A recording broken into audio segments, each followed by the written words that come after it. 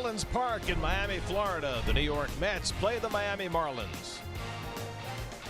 New York Mets baseball on SNY is brought to you by Citi, preferred card of the New York Mets. By Cash for Life from the New York Lottery, you can win $1,000 a day for life. By Hyundai, get a great deal more than a great deal on all new Hyundai vehicles. See your Hyundai dealer today. And by the Aetna Better Health of New Jersey, care provider for the game. For more info, go to aetnabetterhealth.com/NJ. Well, the Mets begin a road trip in Miami tonight. It's typical late June weather for Miami. Hot and humid, perfect time to go to the beach. Work on your tan. Make sure you got lots of sunscreen. The tropical sun is very brutal. And then you've got Marlins Park.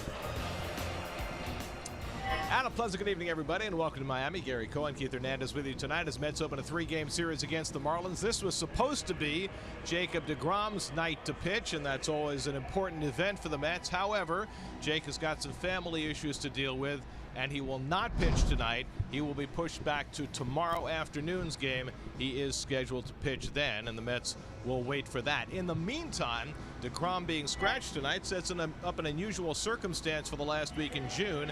Two teams starting pitchers making their first major league start. Corey Oswalt, who's made one relief appearance for the Mets, will make his first start tonight. He will do that. He's had one appearance earlier this year, back in late April. He finished the game 4 2/3 innings of relief in St. Louis. He's been in AAA all year. There you see his numbers. This is his first major league start. So both pitchers today are going to be a lot of jitters and a lot of shuffling around here. The Marlins are beginning to show what they've made all those trades for in the offseason. Oswalt not a hard thrower. On the contrary, his mound opponent tonight, Sandy Alcantara, the pitcher that the Marlins got in the trade for Marcelo Zuna in the offseason from the Cardinals, he throws very hard. Well, he had 8 relief appearances last year for the Cardinals. He was a big, strong arm here. He throws sometimes 100 miles an hour. They say that he has a big ego, likes to look at that scoreboard on the radar screen, and likes his fastball. His secondary stuff is a work in progress. We'll see what kind of arm he's got tonight. So two first-time starters go head-to-head tonight as the Mets play the Marlins in Miami. Mets and Marlins, all the action coming your way on SNY.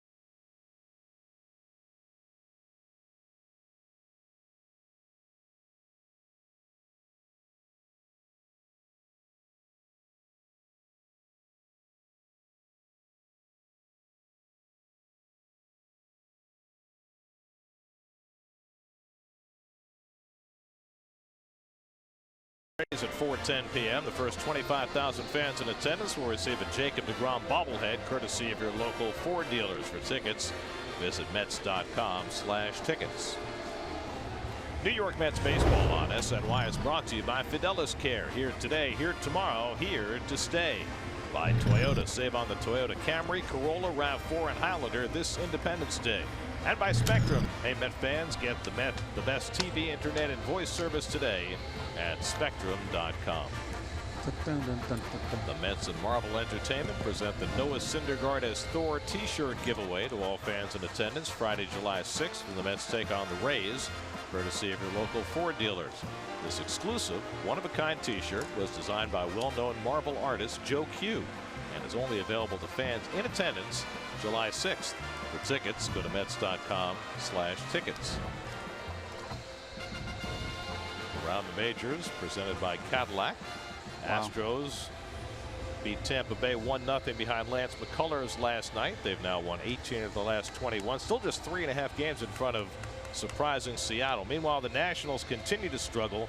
Lost their third in a row last night to the Phillies and Aaron Nola. And they are 4 games back in the NL East. Sandy Alcantara, his Marlins debut and his first big league start. Looks kind of calm. He'll be throwing the first pitch momentarily.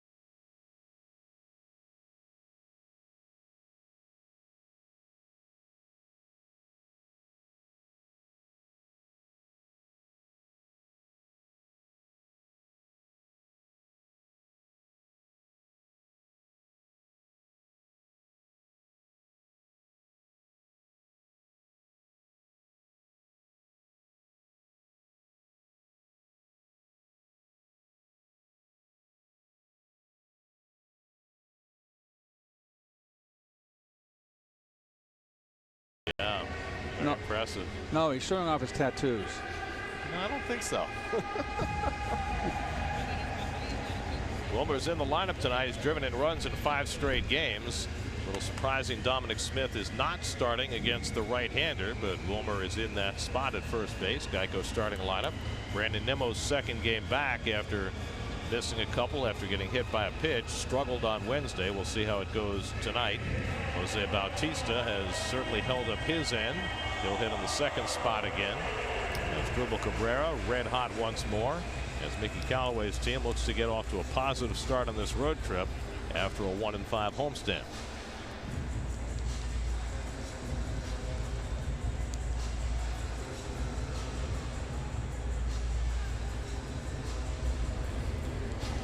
there's the big fella right there.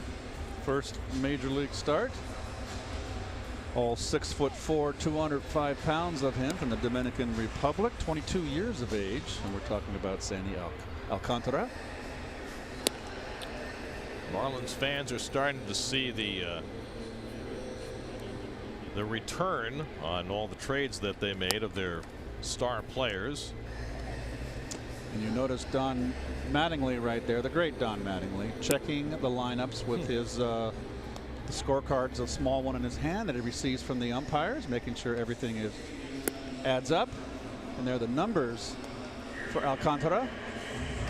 His minor league numbers this year. He's a big strikeout guy. Last year he had over 100 strikeouts in the minor leagues, led all Cardinal minor leaguer pitchers in strikeouts. And of course, as we mentioned in the open, I know you all were intently watching, he came over in the Marcell Ozuna trade, and the Jeep Marlin infield defense. Miguel Rojas can play shortstop. He's kind of all over the place. He's always been a thorn in the Mets side. Realmuto returns to the lineup after missing 4 games behind the plate with a bruised left wrist. In the outfield, the veteran Dietrich. Brian Anderson, really a third baseman, infielder. He's been playing right field all year, and they say he has just been outstanding out there in right. Brandon Nimmo leads off for New York. Nimmo returned to the lineup on Wednesday, went 0 for 4 with 3 strikeouts against Ivan Nova and company. Brandon still 3rd in the National League in on-base percentage, 4th in slugging percentage. Sandy Alcantara's first pitch as a Marlin is taken low for ball 1, and we're underway. 95 miles per hour on his first pitch. I'm sure feeling a little bit of nerves. It's his debut as a Marlin. And he falls behind on Nimmo 2-0. And this is the thing that we saw during spring training with Alcantara. His command is spotty, and I'm sure the Mets are going to be very patient with him today. A lot of them saw him during spring training. And there's a strike to Nimmo, 2-1. 34 walks in 85 innings at AAA New Orleans this year. 6 walks in 8 1/3 innings in his big league stint with the Cardinals last year. And Nimmo flies one down the left side. That'll go out of play. And it's 2-2. Oh, the guy got a glove and almost caught it. Got it on the rebound. Alcantara is 22 years old, the 16th rookie to play for the Marlins this year. That's the most of any major league team. And they'll have another one tomorrow making his major league debut. Pablo Lopez will start tomorrow, another 22-year-old rookie. 2-2 coming, and Nimmo takes it up and away, and it's 3-2. Jose Bautista on deck, and then Asdrubal Cabrera against Alcantara. Well, he's very long-legged, very lean. Oh, the 6'4" incher. Looks like most of that 6'4" is leg. And he walks Nimmo to lead off the game. So Brandon is aboard, continuing his incredible run of getting on base in the first inning. Oh, he's a natural table setter. Yeah. So here's Bautista, who has a .438 on base percentage as a Met. The reason why Mickey Callaway has moved him up to the 2-hole over the last couple of games. Batted him leadoff, in fact, on Tuesday night. And for a right-hander who does not appear to have tremendous command, having Nimmo and Bautista at the top of the batting order is a pretty good concept. 2 guys who are willing to take their walks. As Asdrubal Cabrera waiting on deck. Well, he's having difficulty finding the range right now. He's a has a three-quarter delivery, Alcantara, and as a result, his fastball runs away from left-handers and into right-handers. Almost ran right into Bautista on that first pitch. And Bautista taking all the way. It's a call strike. First off-speed pitch from Alcantara. First breaking ball. Don't worry, folks. He's not bunting. He's just taking the pitch. Maybe trying to draw Rojas in from third, but Rojas not biting. He's staying back. And Bautista pops one foul. That'll come back out of play. Well, Bautista mad at himself for missing that one. It's kind of a picture you face when you're a veteran hitter, Gary, and having trouble finding the plate, particularly with the fastball, and you just know you're going to get one, and you're sitting on it, and then you get one like right there in the wheelhouse, and you miss it. I'm not seeing 100 miles an hour, are you? No, he's throwing 96, and throws a changeup low and in. It's 2-2.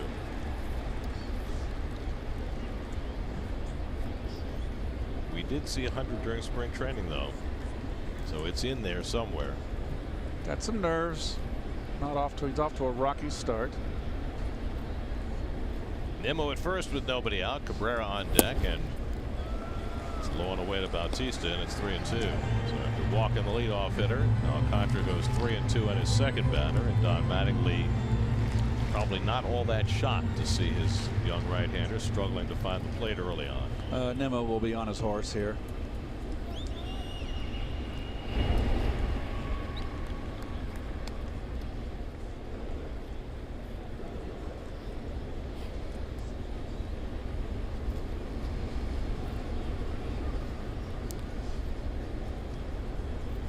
Nimmo runs. Bautista pops it up. Retreating is Castro, and he'll have time to get under it for the first out of the night. Boy, right down the pipe. Castro very, very nonchalant with that pop-up. Bautista upset with himself. He had a pitch to hit. So 1 out and 1 on. And now it's Drupal Cabrera, who has really picked it up. 3 hits on Wednesday in the last game against the Pirates. Last 10 games hitting .386 to get his batting average back up to .284 for the year. No, he went through his first slump of the season, Gare, and all hitters go through slumps. And he's busted out. And he tops one up the first base line, and it kicks foul. 0-1 to Cabrera. Lead him off with a change? How about that? Cabrera, with his recent surge, is now in the top 10 of the National League in base hits with 85. There you see some of his career bests. He's got a crack at that 25 home runs. Got 13 less than halfway through the season. That's will finish the statistical midway point of their season following Sunday's game. 3 infielders on the right side against Cabrera. And that's for time as Alcantara takes too long.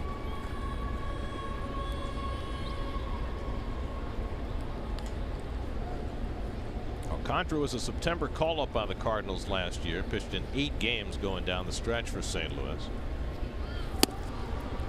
And he sells that one outside 1-1. He was one of 4 players that the Marlins acquired from the Cardinals when they shipped Marcell Ozuna to St. Louis. So they got Alcantara in that deal. They got Starlin Castro in the Stanton deal. They got Lewis Brinson in the Yelich deal, and they're all in the lineup tonight. Cabrera smacks one out to left center field. Over comes Dietrich to call, stepping in front of Brinson to make the catch. 2 out. Well, Dietrich looked at Brinson, the center fielder, as if, you want it? I mean, it's Brinson's ball. I'm not sure why the left fielder is playing that ball.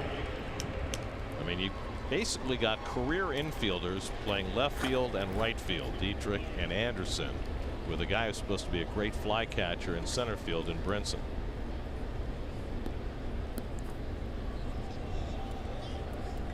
So 2 out. Nimmo's still at first, and now Michael Conforto hitting cleanup tonight. Michael went just 1 for 10 in the Pittsburgh series after some encouraging signs leading up to that. It's been hard for him to get on any kind of a roll this year. Yes, he's missed, Gary, and I've said it ad nauseum. So many pitches he's fouled straight back under the ball. And you know, those are pitches that you're out of the box. You've hit it hard somewhere. And when you foul them back or hit them up in the air, a pitcher has a number 1, if it's in the air, it's an out. Number 2, if you foul it back, you're allowing the pitcher to get away with the mistake and then make a good pitch. Got to make the pitchers pay when they make a boo-boo. Well, he's got a positive count here.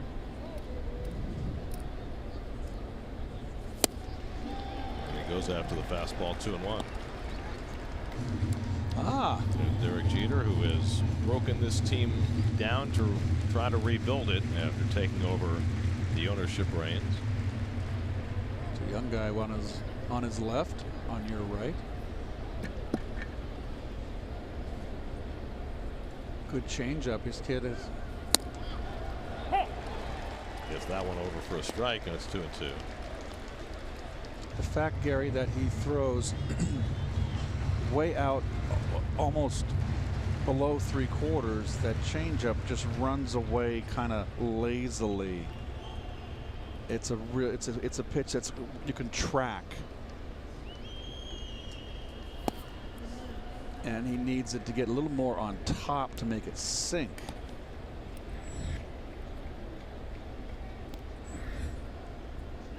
Wilmer Flores would be next. Fourth batter for Alcantara in his third 3-2 count. Nimmo will be running on 3-2 to Conforto. And he fouls it away.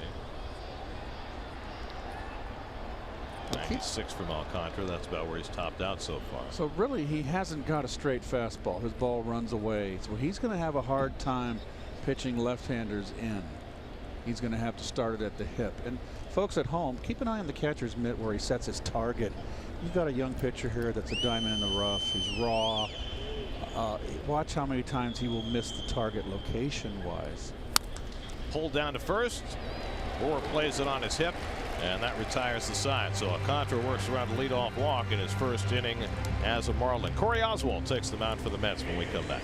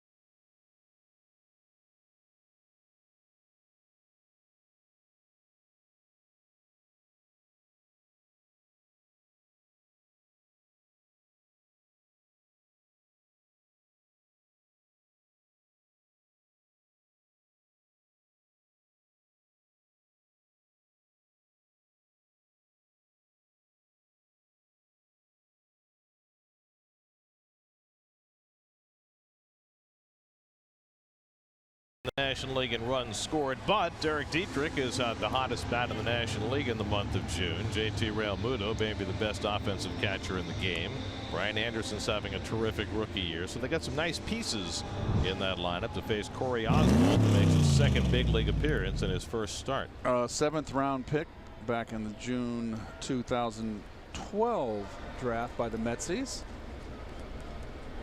Dietrich leads off against him, swings at the first pitch he sees and fouls it back. Dietrich hitting .294 for the year, but .368 since the last day in May. He's a streak hitter. He's getting a lot more playing time than he probably thought he would. 279 at-bats on the season. He's become the everyday left fielder for the Marlins, and he fouls off the fastball, and it's 0-2. And as you see, Oswalt is not a hard thrower, but when he came in for his lone big league appearance in St. Louis in late April, he worked 4 2/3 innings and didn't walk a batter. And that's his stock in trade. He throws strikes. He sells one to Dietrich, and it's 1-2. That was the game that Steven Matz started in St. Louis and got knocked out early, and he came in and kind of saved the bullpen. Today the Mets really needed that, and he finished that game for them, going 4 2/3 after Matz got knocked out in the 4th. Steven will pitch the final game of this series on Sunday afternoon. 2-2 to Dietrich with Brian Anderson on deck. And he fouls back another fastball.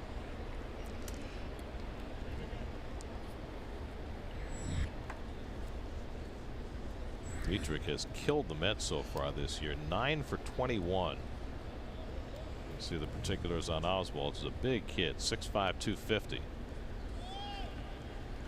He's a moose. Is that a technical term? Oh, you mean he's built like a moose? He's a moose. 3-2 coming, and he walks Dietrich. So both these young pitchers in their first big league start walk their initial batter. Well, the Lexus infield, Frazier, Rosario back in there now after his tutorial. Cabrera at second. Wilmer going to get a lot of playing time now at first base. I'd like to see Mesoraco in there a little more. And there you got the flip-flop Nimmo second start in center field. I think you're going to see a lot of that. Is that suntan No, it's pollution not. or insect repellent? It's, I'll tell you, I can't tell you over the It air. stinks, Keith. No, it's what not. What is it? I'll tell you. Brian Anderson swings and misses nothing in one. I've got really dry skin lately, Garrett, so I picked it up in Colorado. There's a hint. Are you sure it's legal in Florida? I don't want any trouble here. We don't need anybody knocking on the door of the booth. Excuse me. Doctor, Mr. MD.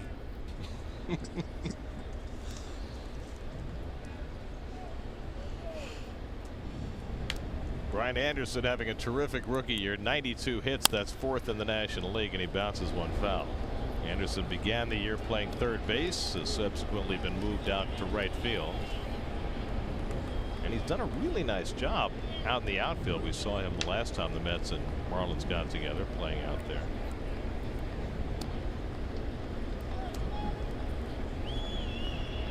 And a 24-game on-base streak stopped yesterday by the Diamondbacks and Zach Greinke, and he grounds one down to third. That's a fair ball. Frazier to second for one. Cabrera on to first in time for the double play. Beautiful double play turned by the Mets. 5-4-3. Not an easy start to that for Frazier, right near the bag and throwing across his body.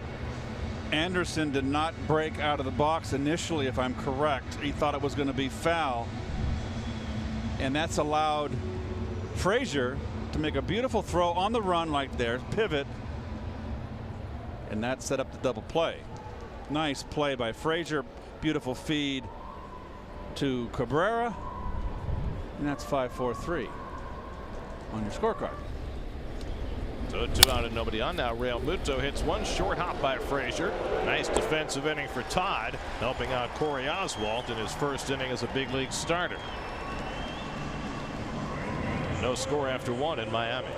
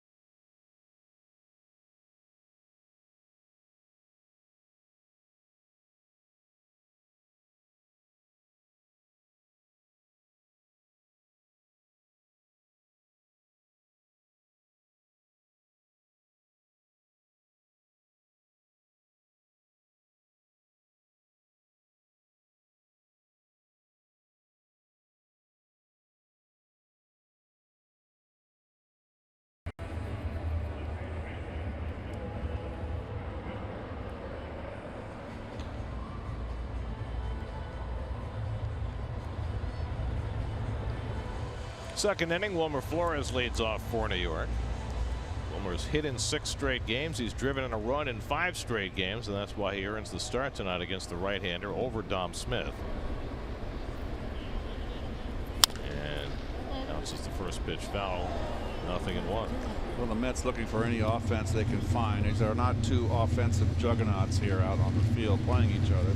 Mets are 14th in BA, 13th in runs, 11th in home runs. I won't go on. The Marlins are last in home runs and last in runs.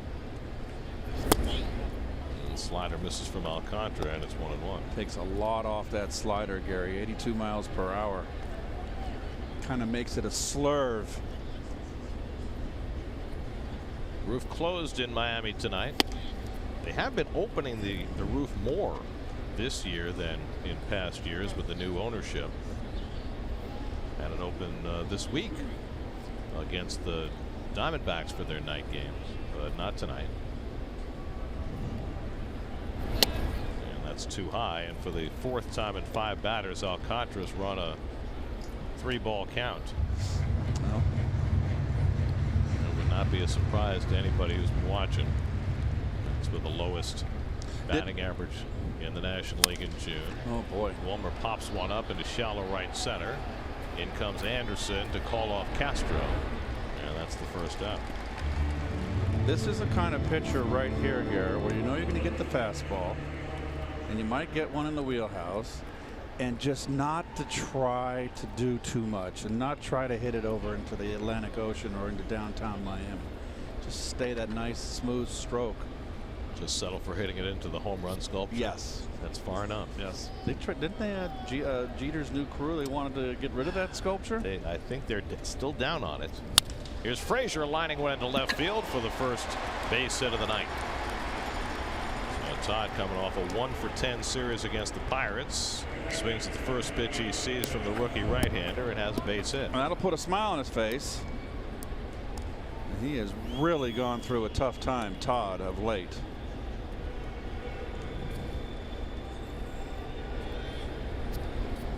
See, let's go with one hand there. He's really got a little motion going forward. I think that's what gets him in trouble, gets him swinging at bad breaking balls. Now Mesoraco takes up and in. I mean, when you face a young pitcher like this, Keith, who is so erratic with his command, does it make you have to be a little looser in the box? Well, you can't sit there like you're in a rocking chair, Gary, because you might plunk you with that ball moving in, particularly if you're a right-hand hitter. If you're a left-hand hitter, he's going to run that ball away from you. And it's a lot easier task for a left-hand hitter because it's going to run away. So you can actually really crowd the plate a little bit closer on this guy to get more bat on the outer half of that plate, outside corner.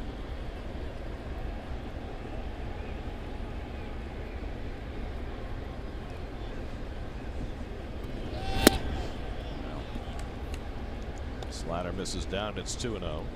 Stu Sherwater calling the balls and strikes tonight. Eric Cooper at first. Gary Cedarstrom, the crew chief, at second. And Corey Blazer, the umpire, at third.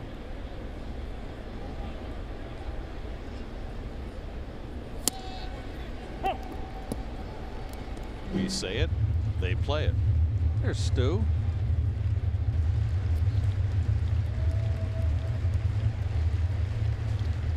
Nice glasses. It's Gary Cedarstrom, the crew chief. 2-1 to Mesoraco. Gets a breaking ball and pops it up. Rojas right behind the bag, catches it in fair territory for the second out. Well, he's gotten 5 outs, and 4 of them have been on basically pop-ups. You stole my thunder. I was just going to say it, and you beat me to the punch. You beat me to the punch.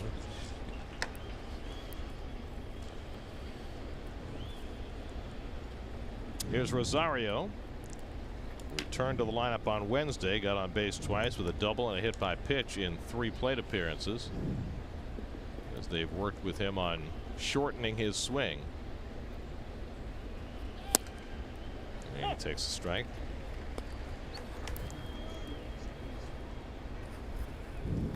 They're trying to use Wilmer Flores as a model for Rosario in terms of trying to keep his swing quite from being quite as long as it's been. Well, unless there's very few guys I've seen when they get to this level that radically change their swing. Ozzie Smith was one. Became a 300 hitter, 280 hitter, 290 hitter consistently. One of the most improved hitters I've ever saw. But you know, and Ozzie had a lot of intelligence and was able to figure it out and realize that he was a very good bunter, and he wasn't a home run hitter. Ozzie never would overswing sometimes from the right side of the plate. He had pop from the right side. But he stayed within himself, okay? And I know in today's game they want everybody to hit long ball, and I think it's not good for Rosario. So how do you work with a guy to shorten his swing? How does that work? Another thing too is this is his swing that he's had since he was a youngster. It's hard to get up to this level to change someone. And Ralph Kiner, I had a long talk with Ralph once, and Ralph said the same thing. It's very difficult. So either you, I mean, he's got, I understand what they're doing. I mean, he's got too big a swing, and he's swinging way too hard.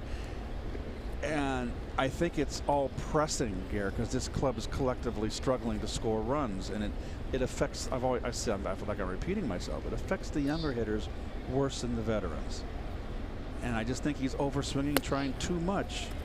But the good sign, at least in this at bat, he's laying off the pitches out of the strike zone. Right. That's got to be half the battle for him. Because if he keeps on overswinging like this, Gary, he's not going to hit. And so I understand what Pat Ressler's trying to do. 3-2. Frazier will be running with 2 out. And Rosario takes inside ball 4, just his 9th walk of the season. So that's a positive result for Rosario. Didn't swing at any pitches out of the strike zone during that at bat.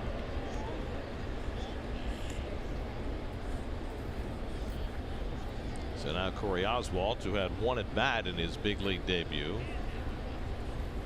See, I'm afraid if you try to get him to shorten up his swing, become more compact, that he'll lose his aggressiveness. My feeling is he has to stay level and hit line drives, and I'm a stickler on that.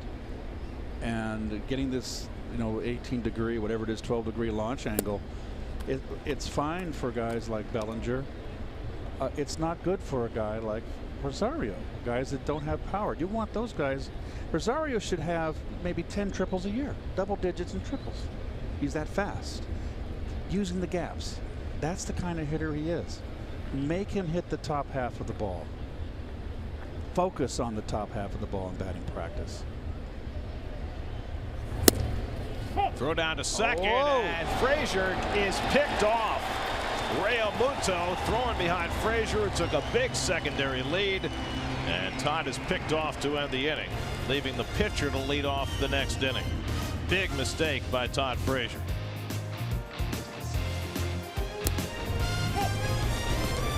And the Mets will not challenge the call. 2-6 on the pickoff.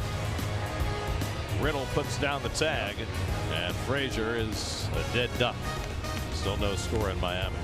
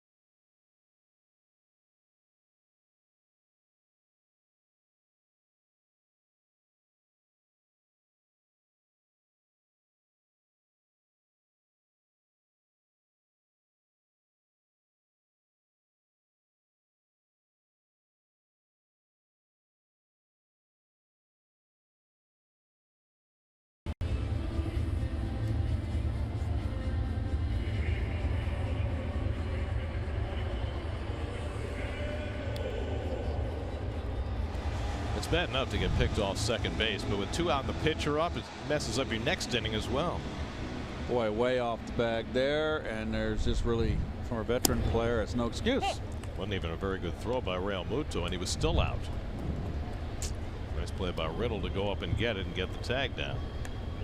Justin Bour leading off the home second for the Marlins. Bour got off to a miserable start this year, but he's picked it up. 13 home runs, 37 driven in. Most importantly, he has stayed healthy. It's been an injury-plagued last few years for Bour. He's a big guy. He's a cleanup hitter as far as I'm concerned.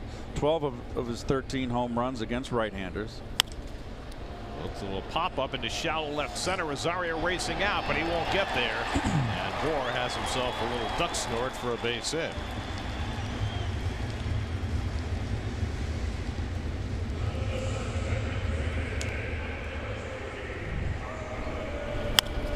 Got a breaking ball right here. Better to be lucky than good. You'll take those any way you can get them. It's a very big ballpark, even though they brought it in, the dimensions in a little bit. Bour with reason to smile. Got himself a lucky hit. The first hit against Corey Oswalt.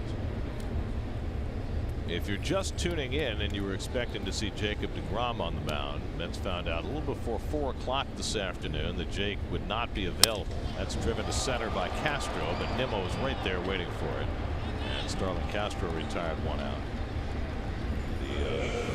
Where the Mets sent down was that Jake had family issues to attend to, and that he would be back and ready to pitch tomorrow afternoon. And that's what slid Oswalt in tonight. Oswalt had already joined the team. He was here. He was going to be activated to pitch tomorrow night because Jason Vargas is not yet ready to go. But with the change in plans, Oswalt's first big league start got pushed up a day. Here's JT Riddle, the shortstop, and he takes one at the knees for a strike, 0-1. The other thing that has happened today with the Mets pitching staff, and this is a very positive development, at least for the team, maybe not for the individual, who would prefer it be different, but Seth Lugo is now back in the Mets bullpen. And the reason they can do that is that starting with yesterday's off day, the Mets have 3 off days in an 8-day span. They will not need a 5th starter till a week from Tuesday, and Vargas should be ready by then, so the Mets are fortified in their bullpen now with Lugo back there. Another pop-up and angling on it Rosario to make the call. Nicely done by Ahmed for the second out. Well, you remember when the season started, Gary, the Mets had 2 long relievers in Gazelman and Lugo, and that I thought was a positive. Lugo was brilliant out of the pen. Gazelman has been moved up the food chain, but he's kind of faltered of late. His last 3 starts have been kind of shaky.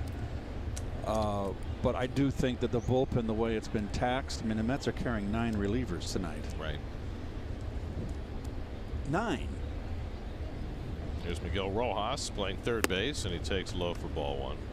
Well, with Lugo, he would prefer to be a starter. He's made no bones about that. But the fact of the matter is that what they asked Lugo to do as a starter was to pitch the way he did as a reliever, where his, velocity was higher because he wasn't throwing as many pitches, and they asked him to go as hard as he can, as long as he can, but that's not really working out for him. His velocity was significantly down in his last start, so we'll see how the transformation back to being a reliever affects his stuff. And I wonder, Gary, I mean, when I played the game, and there were pitchers that were swing starters. By swing, I mean they were the guy that threw the double header. You don't have double headers so much anymore today. This year a lot because of the rain. As Rocco comes back for a look, but that'll be in the crowd. But you got starters that are conditioned to go 100 pitches, and I wonder if the transition from bullpen, when you start out in bullpen long relief, is more difficult today because you're not conditioned to go 9 innings. I mean, there's a reason why that Lugo's velocity dropped. I think he's made X amount of starts in a row, and I think kind of wore down a little bit. Maybe will be, but also the philosophy of starting pitching has changed significantly. You're not being asked to conserve your energy to go 9 innings anymore. generally starters are now asked to throw as hard as they can for as long as they can. That may be 90 pitches or 100 pitches. Might be 4 1/3. It might be 5 1/3. And then your bullpens get worn out. Exactly. And then you got the shuttle going back and forth with AAA. I've never seen so many relievers, particularly with the Mets this year. And it's not just the Mets. Yeah, it's everybody now. It's everybody. It's roster manipulation, and you have to do it because otherwise you run out of pitching. And you know, between the disabled list and running guys back and forth between AAA and the big leagues, which is more difficult for the Mets because their AAA team's so far away. It's something that every team does now to try and maximize the number of innings they can get from their staff, and particularly from the pen. Well, it'll be a good thing that their AAA team will be in upstate New York next year. It'll be better. Syracuse, you know. That's why I said upstate New York. Boral will be running with 3 and 2 and 2 out. And Rojas lines one right to Cabrera. Side retire. Cabrera was moving toward the bag with Boral running, and he was in the perfect spot to pick off that line drive. After 2, no score.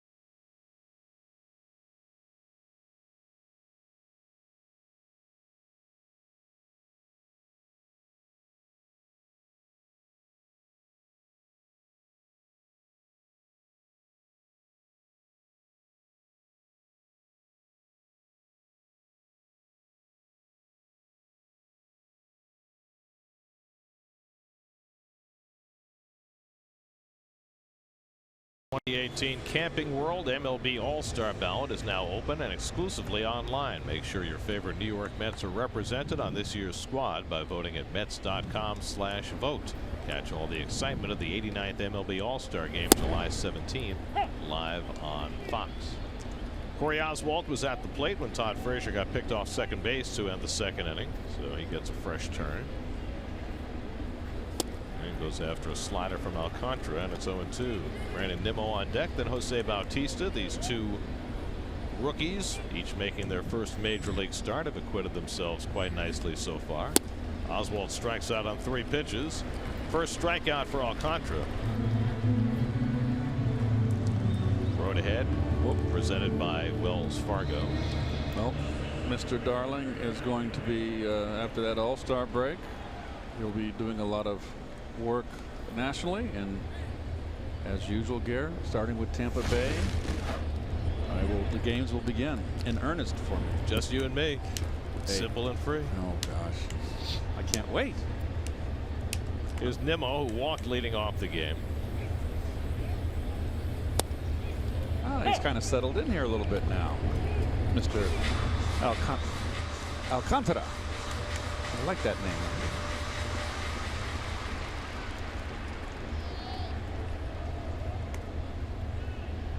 Who was the pitcher the Reds had back in the day? Santo Alcala. Alcala. Big, tall screen bean, just like this young man here.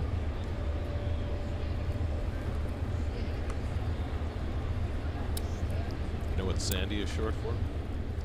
No. Sandy. His name. Nemo held the swing, and it's just off the corner, 1-2. As opposed to, say, Sandy Koufax, whose first name is Sanford. Ah.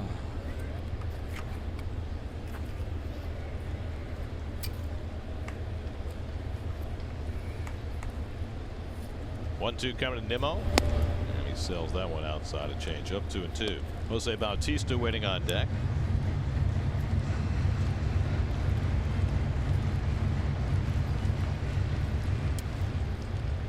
Very widespread stance, Nemo.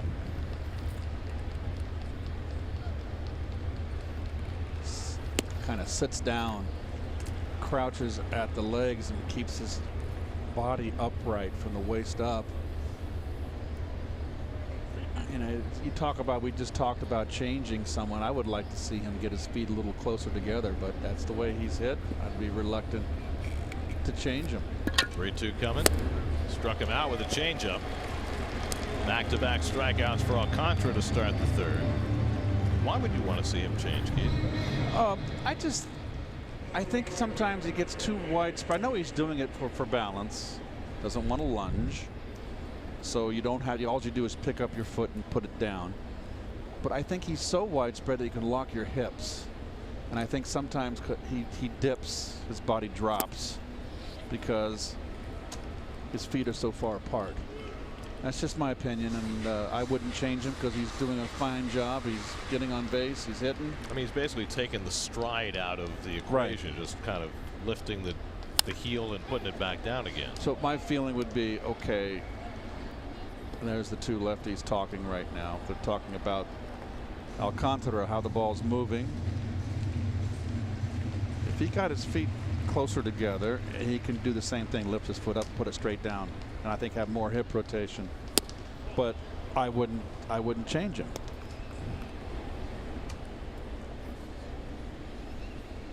Meanwhile, the Mets trying to get the measure of this young right-hander who struck out the first two batters here in the third. 1-2 to Bautista, and a half swing, and he stopped that. 2-2.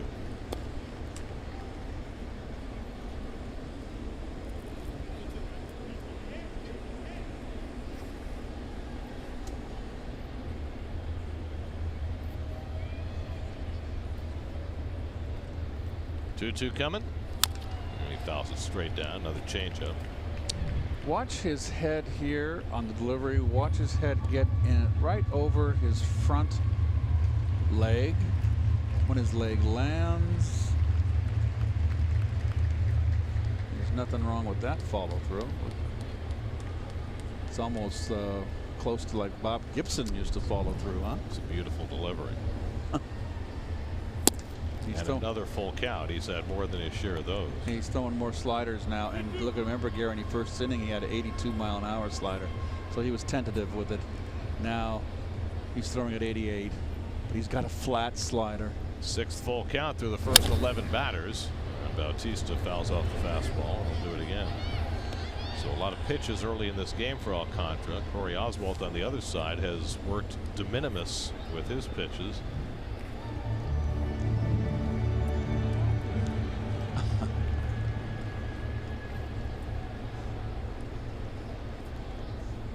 Eighth pitch of the at-bat coming to Bautista. And he lines one down the left field line. That'll be extra bases for Bautista. So Jose Bautista continues to produce. His 11th double of the year. He's at second with 2 out. Well, Bautista in his heyday with Toronto was very quick inside. Look at him free those hips. And he's still quick inside.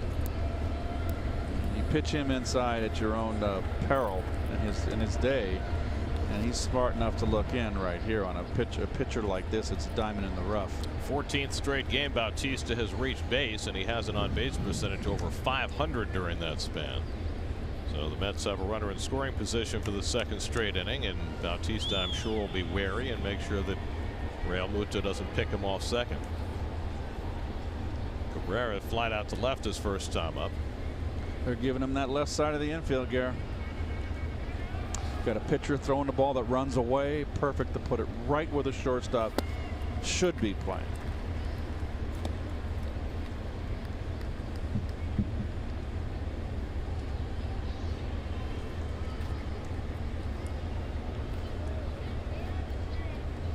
I don't agree with this shift on Cabrera whatsoever.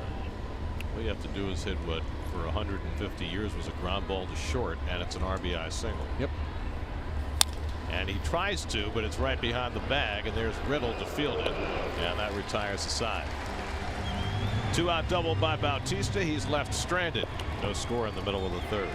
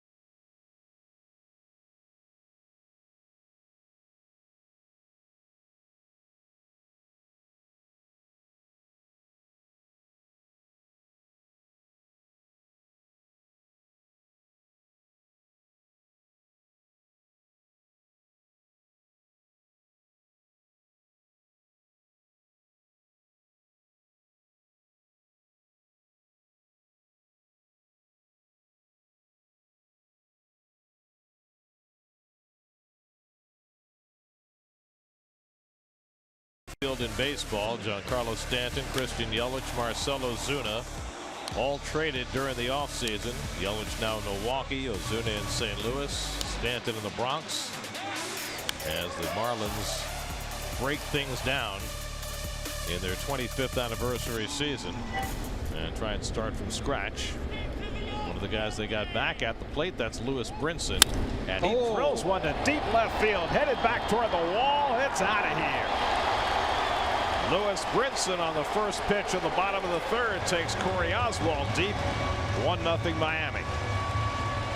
10th home run of the year for Brinson, who made like Stanton.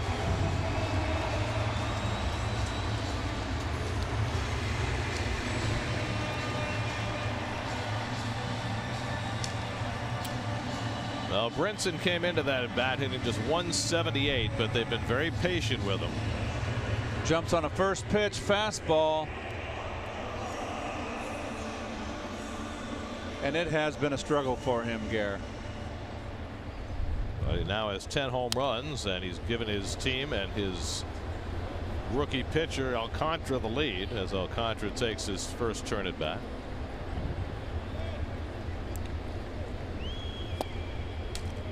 Curveball inside, 1-1. Your Jeep pitch cast, I can tell you right now, is right down the middle. I don't need to see the pitch cast. Look at that. Yikes. Bullseye. And middle. Darts, that's, that's double bull. Middle, it's 50.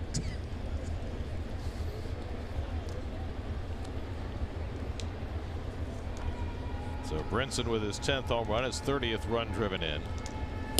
Alcantara takes a strike.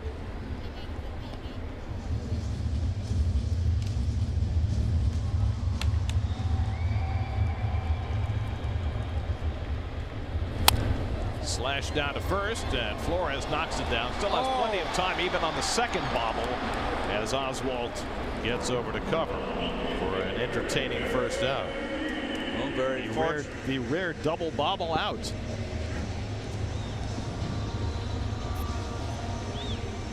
Take another look at the bomb here. First pitch fastball, turned right on it.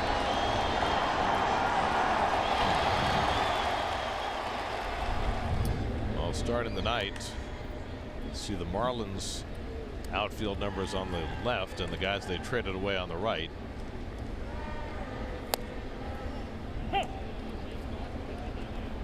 It's actually a lot closer than you would have expected, especially on the bottom number, the RBIs.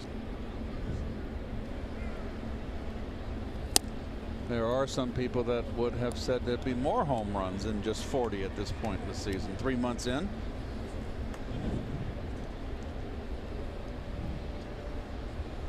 Well, Derek Dietrich has made up some of the slack. He's had a nice year playing in the outfield every day for the first time in his career.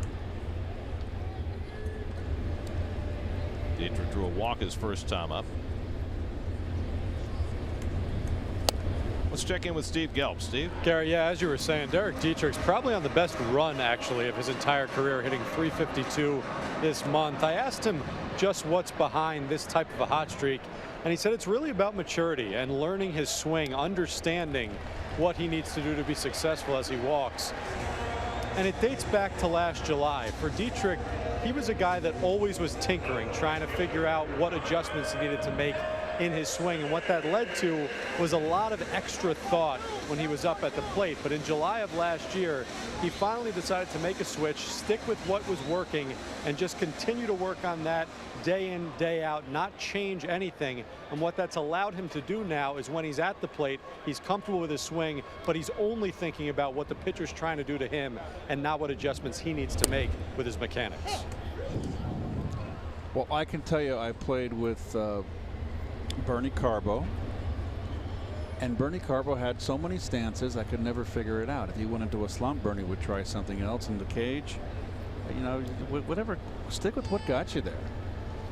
Unless you're so going so bad, then you have to do something, or else you're going to find yourself out of the game.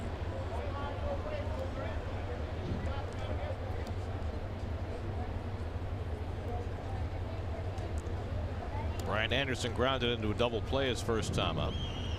Dietrich runs and Anderson fouls it off. Dietrich not much of a base steal, only one this year. But he was in motion. Don't know if that was designed as a hit and run play.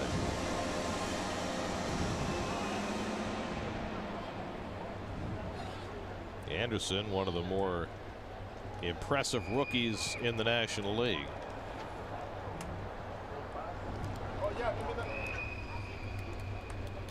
21 doubles already this year, 92 hits just halfway through the season. 1-2 and knocked down by Mesoraco. 2-2.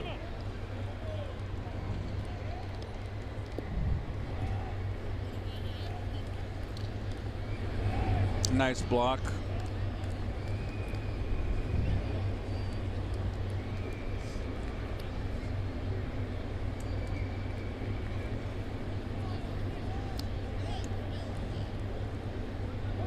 Checking on Dietrich.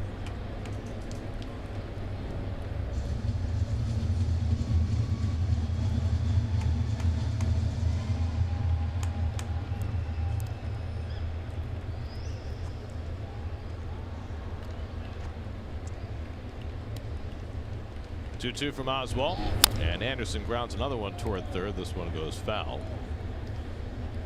Anderson grounded into that double play in the first inning, hit it right near the third base bag. Looked like he initially thought the ball was foul and didn't run, Right. which was what enabled the Mets to turn to. Brian Anderson out of the University of Arkansas, which just let the College World Series slip away. Oh boy, I got it. You take it. Talk about agonizing. 1 out away. They let a foul pop drop. They lose game 2. They get shut out in game 3, and Oregon State wins the championship. It's almost like the '86 World Series when the Red Sox lost game 6. There's an Oregon Stater right there. It's the same thing. You lose a heartbreak like that, it's hard to pick yourself up the next day. Yeah, but the Red Sox had the lead in game 7. Runner goes. It's hit right through the vacated hole, and Dietrich will go first to third. Running on a 3-2 pitch, and with Cabrera moving toward the bag, Anderson had it right behind him. And the The Marlins have first and third and 1 out. Let's see if Cabrera broke too early. He did not. He did not. Because 3 and 2, you don't need the middle infielders to break for the bag if you're that close. Because the runner's on his horse, the odds are you're not going to get the force out. So you want to cover your ground. Now Cabrera kind of moved a little bit to his right. That's just the ball was hit too hard. And that's kind of like a hit and run. Do you think also that Cabrera has to go a little earlier now because he's not moving as well as he was earlier in the I year? think that his reaction to the ball, Gary, is a little bit slower. Not so much him having to move early. There's Real Muto, first and third and 1 out. And he takes a fastball that misses low and in. Real Muto grounded out on the first pitch he saw in the first inning.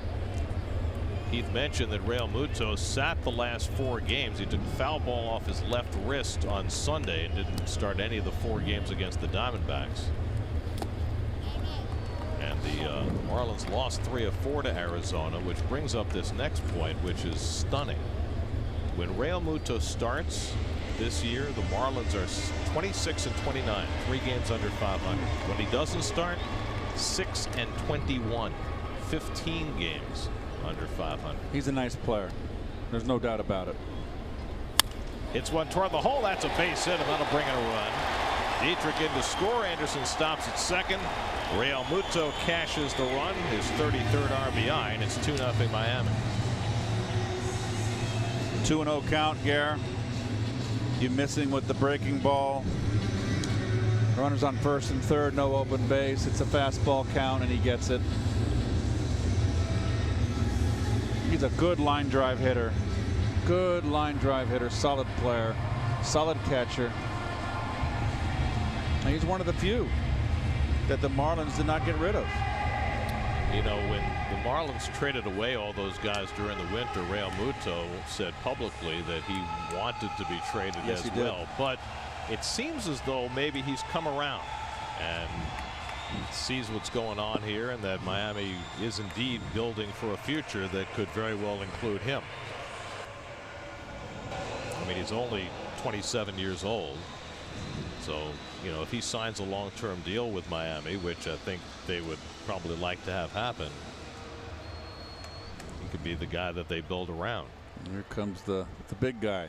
Justin Bour hit a bloop single in the left center his first time up. And he takes a fastball inside for ball 1. This guy, when he gets a hold of one, can hit it a long way. I really like him. He's got 2 home runs against the Mets already this year, 2 of his 13. And Oswalt gets the changeup in for a strike, 1-1.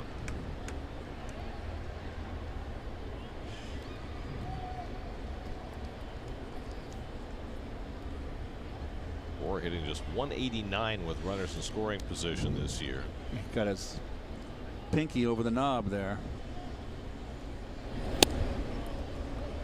So Oswalt trying to pitch inside to Bour.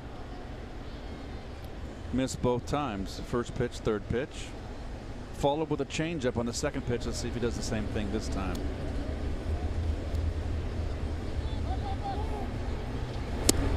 Yes, he does. Now he's 3-1. That pitch was thrown. Rosario was standing on the second base bag, hoping for a pickoff throw, and was out of position. That's another dicey count for a pitcher, Gary. First and second, nowhere to go. Got to throw a strike here. You can't load the bases with 1 out.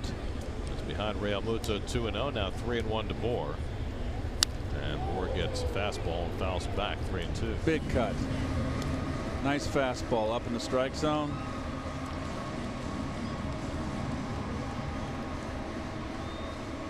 Shouldn't be surprising to see any of these Mets starters working inside. That's what Dave Island has been preaching since day one. Oswalt heard a lot of that during spring training. 3-2 coming, and Bour goes down swinging on another high fastball, and Oswalt has his first strikeout of the night, and it's a big one, second out of the inning. Well, I've been preaching pitching upstairs, Gare, all year long. with all this lift being taught. Makes you blind up there. He was right on that pitch, but under it. So now 2 out and 2 on with 2 runs home, and here's Starlin Castro, who drove one to center field his first time up.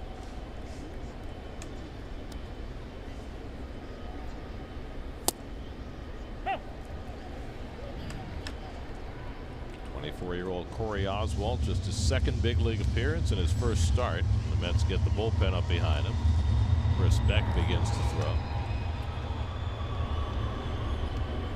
Oswalt at 53 pitches, 28 of them in this inning.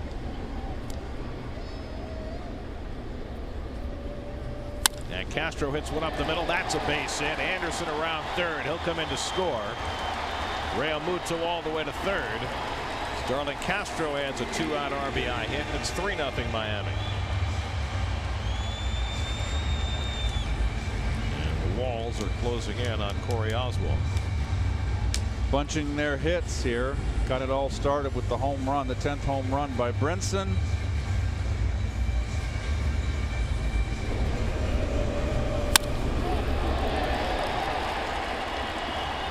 Easy score, big ballpark, big outfield. First to third right here. Never plays in front. Never need your third base coach. Make your own choice. Probably the fastest catcher in the game too, Real Muto. Well, Oswalt will get at least one more batter. JT Riddle popped up to short his first time up. 8th man up in the inning for Miami, and he fouls off the first pitch fastball, 0-1. Riddle is still in a battle for his job with Miguel Rojas. Riddle missed the first month of this season with shoulder tendonitis. Rojas played a terrific shortstop in his stead, and they are still wrestling for it. Rojas playing third base tonight. Runner goes. The pitch is low. Throw to second by Mesoraco. Too late. It's a stolen base for Castro, his 4th of the year, as Real Muto holds at third. Well, we were told here when we came in, Gary and I, folks, that this Marlin team has been in a lot of games, but they just can't seem to win them. And that this team comes and plays hard every day for Don Mattingly. I think they've been playing really well. Yep. They're 12 and 14 in June. They've been very scrappy, and the numbers don't reflect it because they got off to such a terrible start. This team is not nearly as bad as people thought it was going to be. Well, they're playing with energy. I mean, their starting pitching is a mess, especially now with Jose Urena and Caleb Smith on the disabled list. But they call up the kid Alcantara to pitch tonight. They got another first-time starter going tomorrow, and if they get anything out of their starting pitching, they can win games. Ooh. Breaking the ball fouled off by Riddle, and it's still 1-2.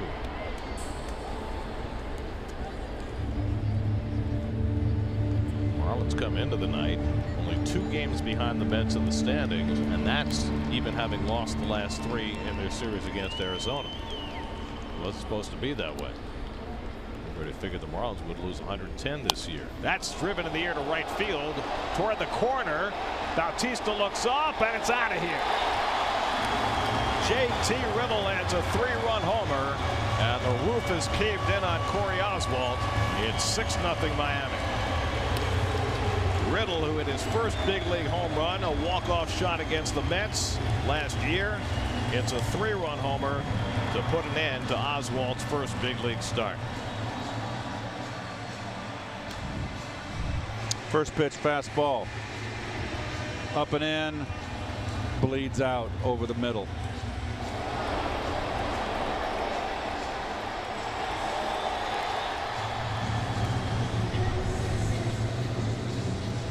Two good innings for Corey Oswalt. The third one not good at all. Call to the bullpen brought to you by Verizon. Chris Beck coming in for the Mets. We'll be right back.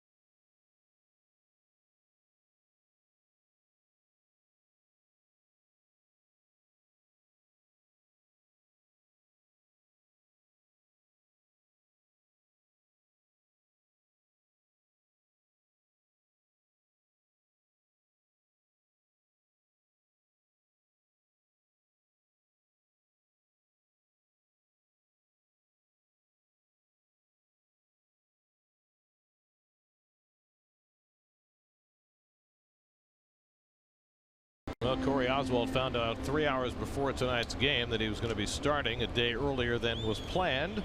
First 2 innings went great, and he got ambushed by Lewis Brinson for a first pitch home run to start the 3rd, and it didn't get any better from there.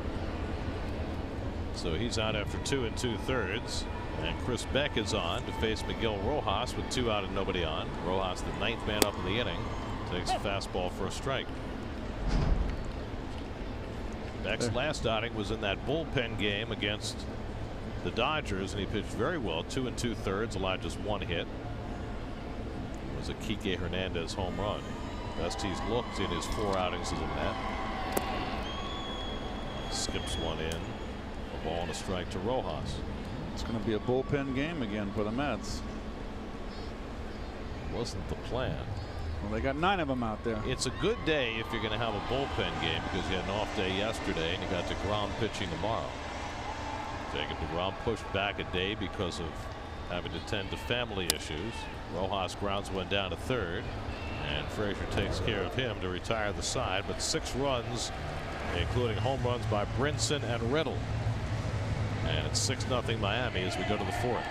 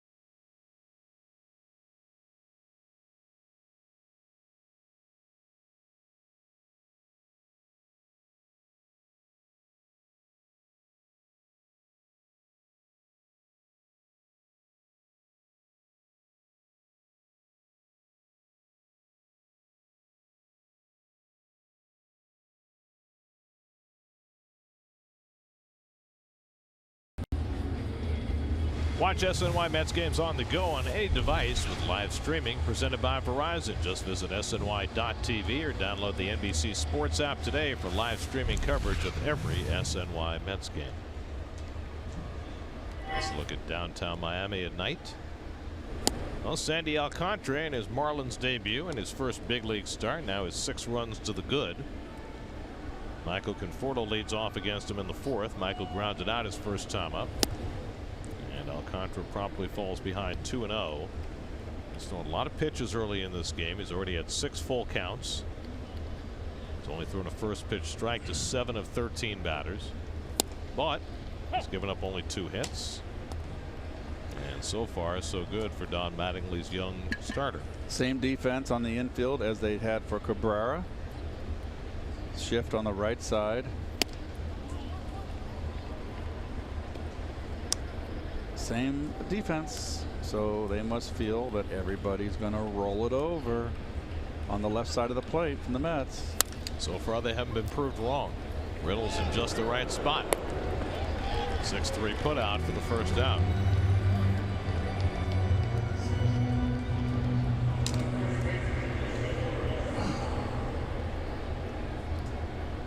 You don't want them to be right, but so far they've been right. You can hammer all you want, Garrett, but you're never going to hammer that circle into a square. Well, we talked about this the other day. In other sports, the evolution of any play involves taking what the defense gives you. Taking what also what the pitcher gives you here. So if you're playing basketball and a guy comes up and guards you closely, you're going to drive around him. If a guy gives you room, you're going to take a jumper. If you can shoot. Well, that's fine. So why shouldn't it be the same in baseball? If they're going to take away the right side from you, why wouldn't you hit it through the left side? Well, or try to at least. Particularly, and this is why it's, you know, it's one-on-one, the hitter and the pitcher. You've got a pitcher here, and folks, you're at home. You see how his ball runs. Coming back. Oh, just to our left. Thanks for warning me. I was so deep in thought I wasn't paying attention. You were very deep into analysis. You see at home, folks, where this guy Alcantara's ball moves away from a left-hander. So that's his bread and butter in an outside corner, and that should be your bread and butter, right into that left center field gap. Whether it's on the ground or a line drive. I mean, you cannot. Sinker ball pitchers, it's really a sinker ball pitcher, what he is. And his whole game is to get left-handers to roll it over and pull. So you're playing into his hands. I know it's easy to sit up here, but I just see the same thing day in, day out. And gosh, you got to make an adjustment, don't you? It would seem that way unless you care to be grounding out, I mean, to infielders bunched up against you all season. Now there's a lot of variables that go on. The psyche of the player, the hitter, of the team is collectively is not hitting. You're trying too much, therefore you get too quick and try to, and all those things can factor in. We don't know what's going on inside the brains of the hitters. Are they jumpy? Are they pressing? But doggone it, you're getting BP. There's no pressure in BP. Wilmer draws a walk on the 8th pitch of the at bat. Third walk given up by Alcantara. And now Todd Frazier comes up with a man on. So now the drama for Alcantara is he's at 73 pitches through 3 1/3. He's got a 6-0 lead. A little dicey as to whether he's going to get his 5 innings in to qualify for a victory. Oh, let him. Well, he's a youngster. He's 22. You know they're going to have the reins on him. I don't know what that number is, but it's not going to be 110 pitches. I can guarantee you that.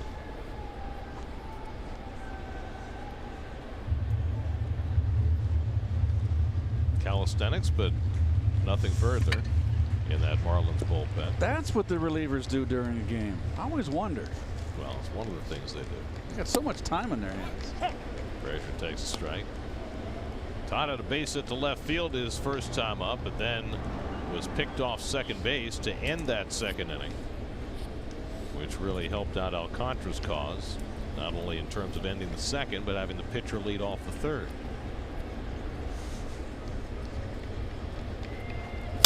Frazier lifts one to left center, and Brinson is back. 2 out.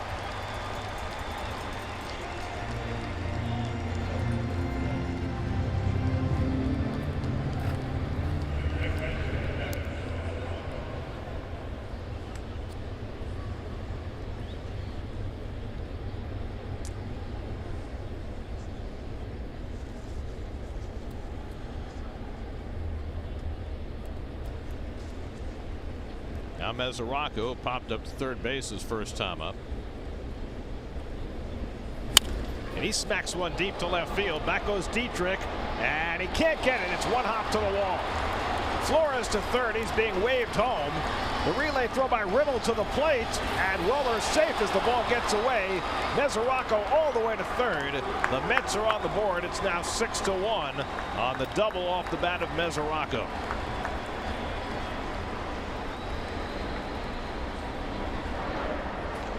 Fastball hitter Mesoraco loves that dead red. The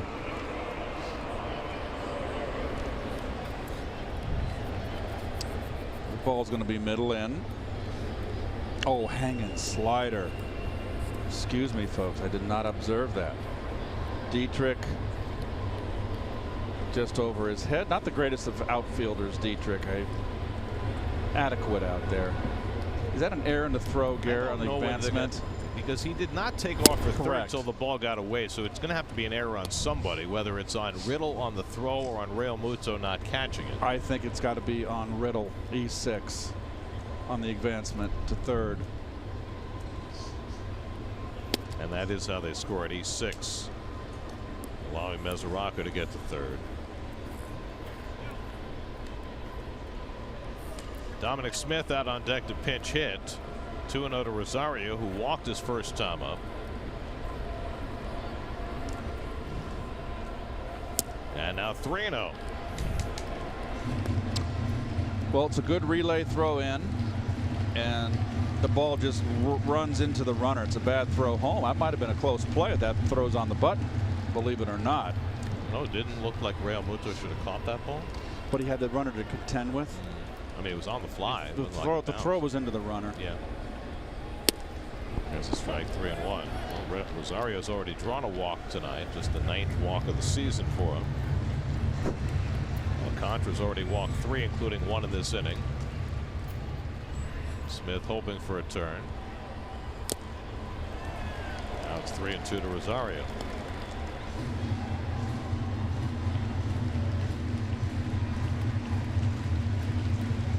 There's 8 full counts now for Sandy Alcantara inside of 4 innings. Rosario keeps himself alive. Well, here's the relay now. Wilmer, big wide turn, not that bad. See how the ball bleeds into Wilmer. It's tough. You're right. Tough play for the catcher. 7th pitch to Rosario, and he draws another walk. Stop the presses. 2 walks tonight for Rosario, and 4 now for Alcantara, and that'll get the pitching coach Juan Nieves out to the mound. And that'll also get Dominic Smith up to pinch hit. It was a little surprising tonight to look at the lineup with a right-hander going and see Dominic Smith's name not in it.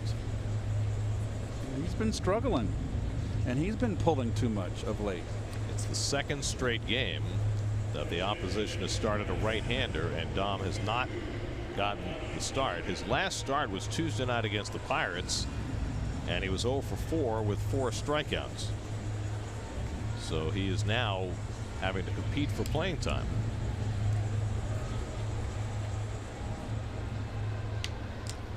And again, the same shift on the infield, Gary. The right side of the infield, as we saw on Cabrera, as well as Conforto. And you got a guy that fastball runs away. Dom is 0 for 4 as a pinch hitter. 1st and 3rd and 2 out, and he takes the sinker low and away for ball 1. Well, the Marlins bullpen is still quiet. Alcantara 85 pitches deep. He's working with a 5-run lead in the 4th inning. Grounded to the right side. Castro's right there to play it, and that retires the side, and the Mets settle for just the 1 run on the Mesoraco RBI double. 6-1 Marlins in the 4th.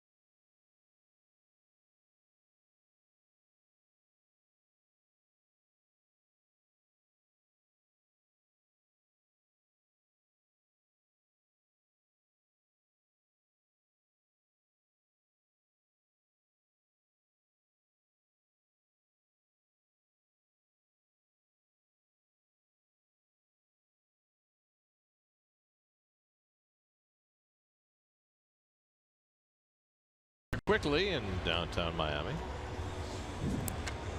Everybody's in such a rush. They say New Yorkers are in a rush. Tyler Bachelor will make his second big league appearance. Well, there you see his numbers.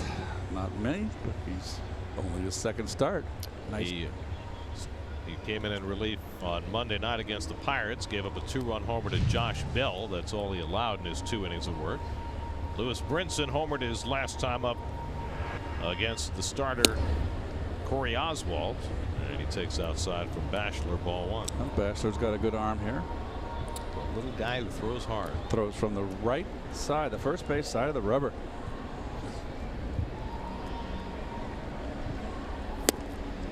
Brinson takes a knee-high fastball for a strike, 1-1. There you go. Big bow in that tie there, that knotty tie. Probably should double that up. I would think. And he misses with the curveball, and it's 2-1. Tyler Bachelor, 25 years old, a Georgia native.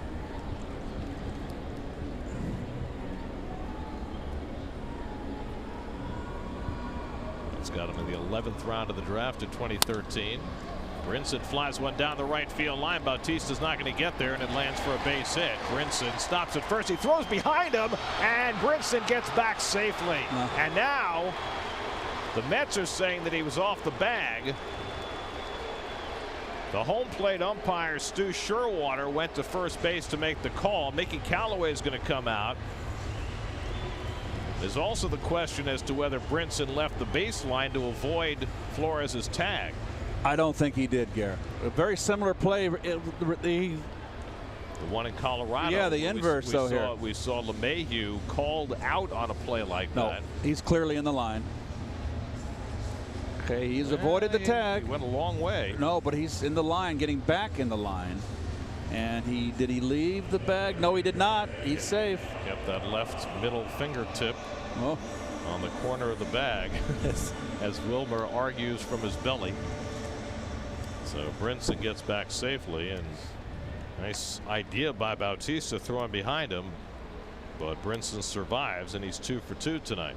And now Alcantara up there looking to bunt.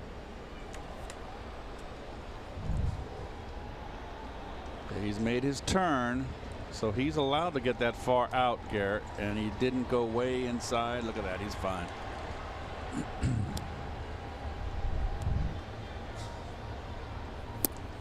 Alcantara stabbed at it, and it's 0-1. Alcantara grounded out his first time up.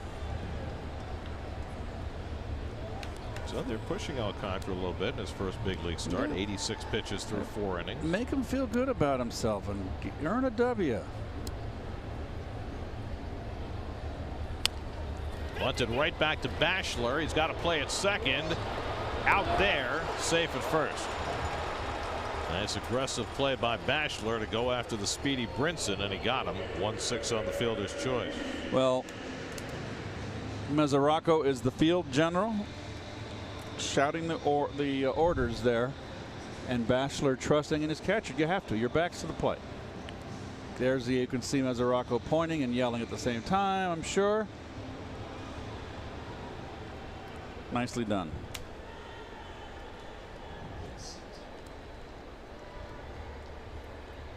Alcantara hustled down that line. Yes, he did.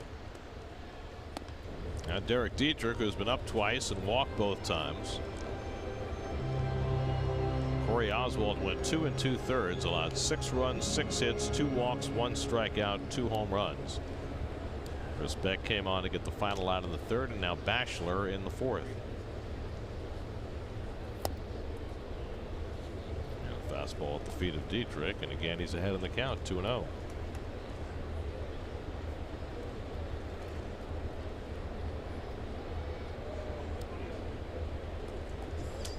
Bachelor called up directly from Double-A to the big leagues. And Dietrich skies one to shallow left center. Conforto takes charge of it, and that's the 2nd out. We're on Pix 11 tomorrow. Our next SNY game will be Sunday afternoon, the final game of this series. Stephen Matz's start. 12:30 the coverage Sunday right here on SNY.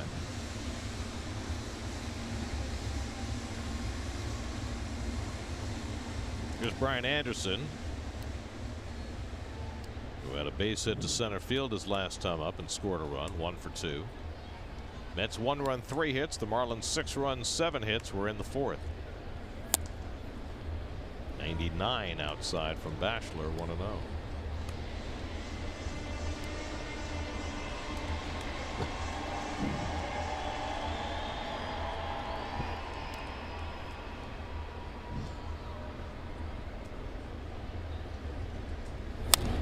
So the nameplate on his glove, it says Bash. Think of Bash as being like a hitter's thing. I think like the Bash brothers. I think immediately of Bam Bam with the Flintstones. Really? Yes. Not Bam Bam Eulens? Like Pebbles and Bam Bam.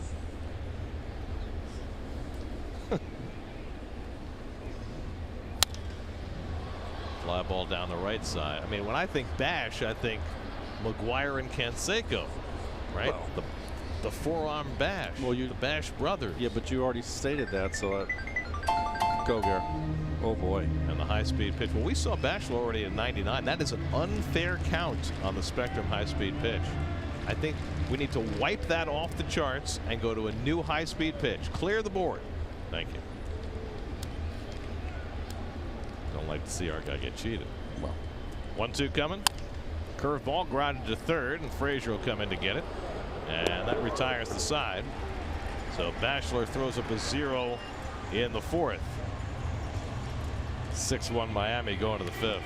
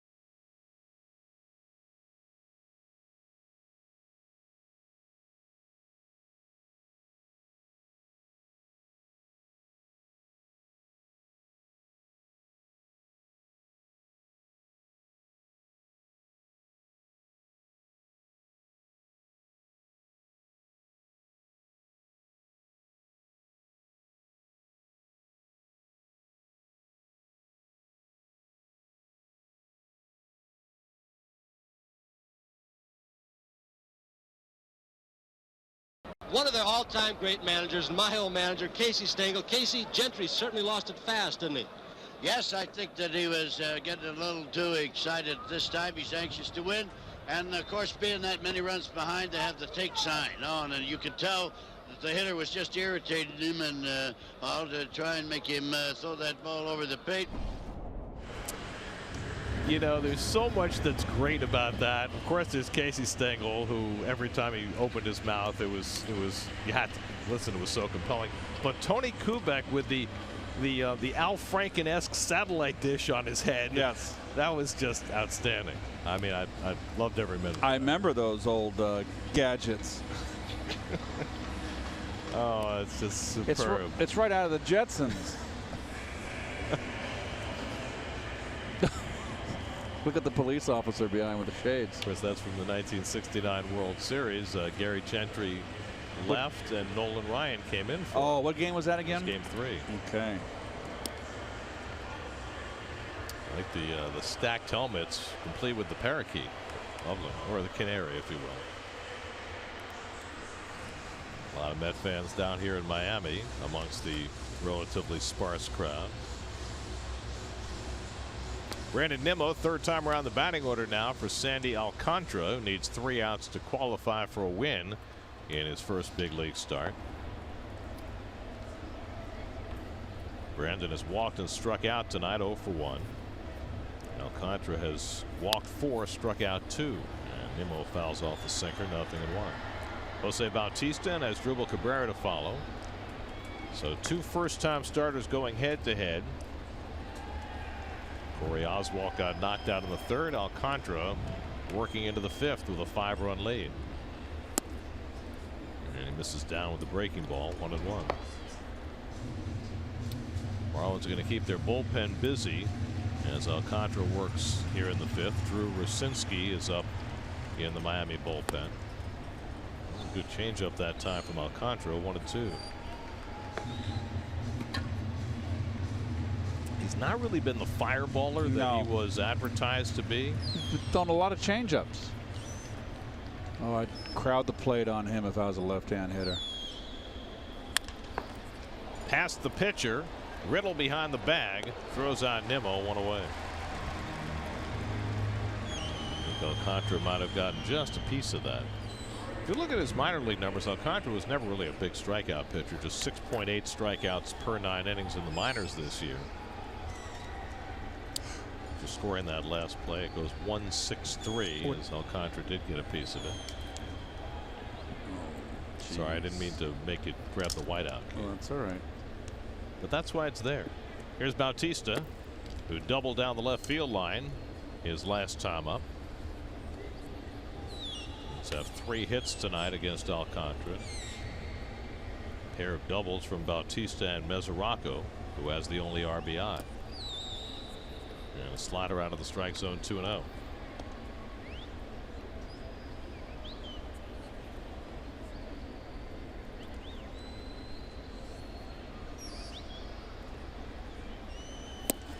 And now 3-0.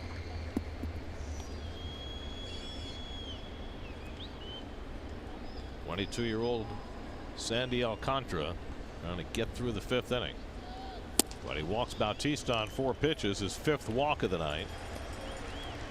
It's going to be interesting to see how much patience they will have with him here in the 5th with a 5-run lead and approaching 100 pitches for the night.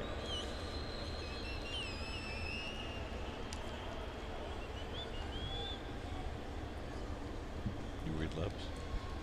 No, I wish I could. But then the CIA would want to recruit me, and I'm not interested. Well, you know, amongst all of his other attributes as a broadcaster, Vin Scully was fantastic at reading lips. Every time they're a camera on the manager or the players, he would always know exactly what they were saying, and he'd interpret. Wow. That's how you get to be the greatest of all time. You have to do a lot of things well. What a gentleman he was he not? And a 5-tool player. What's going on with checking the ball here? What happened? What did he do? I don't know. That's the crew chief. It's Gary Cedars. Took the ball. He went back and with the rosin. I don't understand why they switched balls on him. Maybe he was putting rosin on the ball, which you're not supposed to do directly. Probably. Banged his glove with the rosin while the ball was in it. Change up in for a strike to Cabrera, 1-1. Well, that's a rule I was not aware of. I mean, you can put rosin on your hand and your hand on the ball, but you can't put the rosin directly on the ball. Cabrera 0 for 2 tonight. And he takes that changeup out of the strike zone, 2-1. Now, is that specifically in the rule book, Gary? Well, I think it's any foreign substance. I mean, you can't put pine tar directly on the ball, right? Vaseline, slippery elm. Now Castro's coming in and talking to Cedarstrom. Maybe trying to get an interpretation of what just happened. 2-1 to Cabrera. And as Struble pulls one, should be a double play. Castro to Riddle. And a 4-6-3 double play gets Alcantara through the top of the 5th. So the rookie right-hander in his first big league start now has qualified for a potential win. 6-1.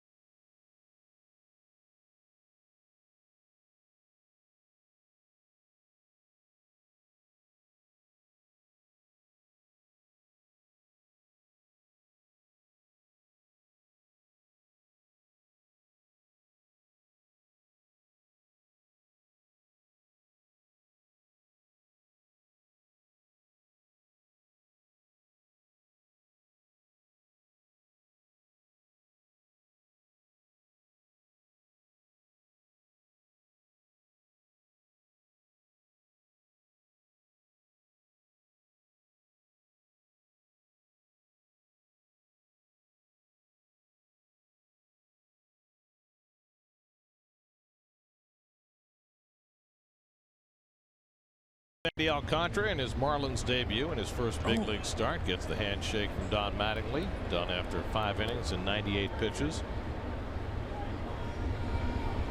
Tyler Bachelor works his second inning of relief for New York. JT Realmuto leads off in the home 5th and takes a fastball for a strike. Realmuto drove in a run with an RBI single in the 3rd. 1 for 2 on the night. Justin Bour and Starlin Castro to follow against Bachelor, who gave up a pop fly single to Brinson leading off in the 4th, but got through it. And he throws his curveball for a strike, and it's 0-2.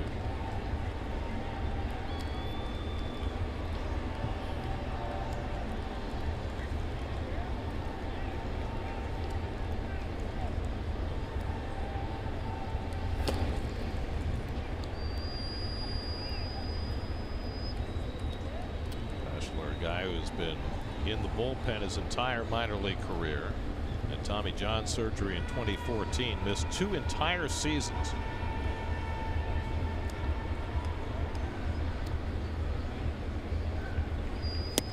And he gets the curveball over, strike 3 called. Realmuto thought that pitch was up, but Stu Sherwater punches him out, and Bachelor has his first strikeout.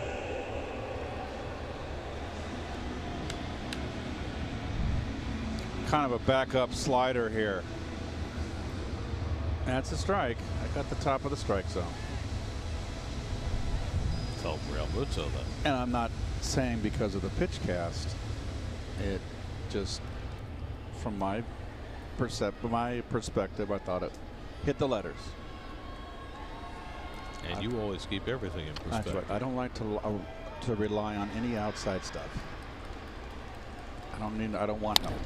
Bour drives one to right. Bautista will come over and get it. And that's the second out. That ball stayed up for Bautista on a bullet hit by Bour. Well, Bautista has really played a nice left field and right field for the Mets. Keith, he's looked like a spring chicken out there. Well, yes, seriously, he has. Well, he's fit as a fiddle. I mean, we don't watch too many 37-year-old outfielders,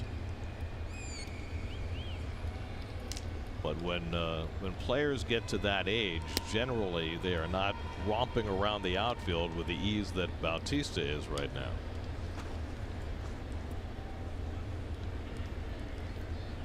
Starlin Castro had a base hit, stole a base, scored a run in the third, and he fouls one away, 1-1. Of course, they had Ichiro here the last couple of years in his early 40s, and he was still prancing around the outfield, but not every day.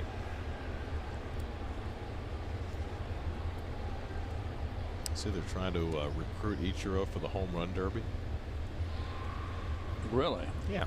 Oh, that's inside, and what did it hit? It looks to be all right. Hit the bat? Hit the bat. Yep. The knob of the bat, I think.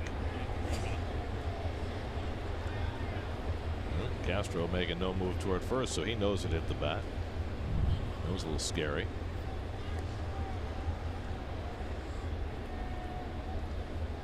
Sure did.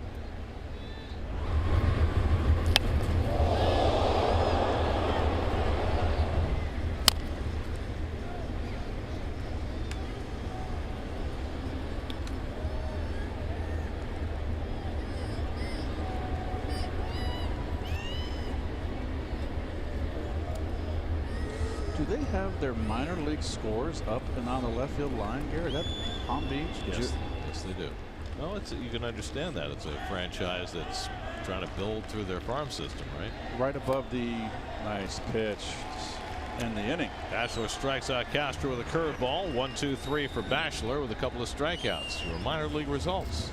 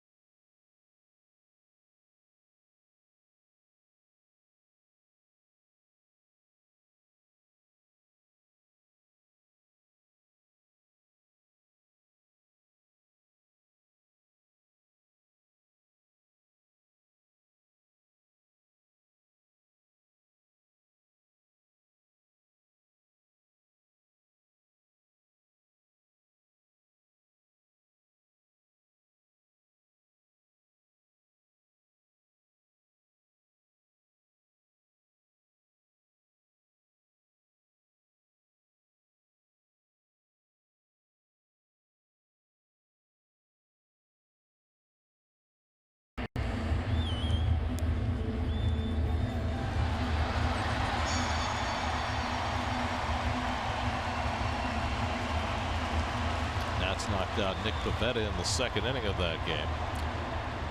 29-year-old Drew Rosinski comes on to relief for Miami.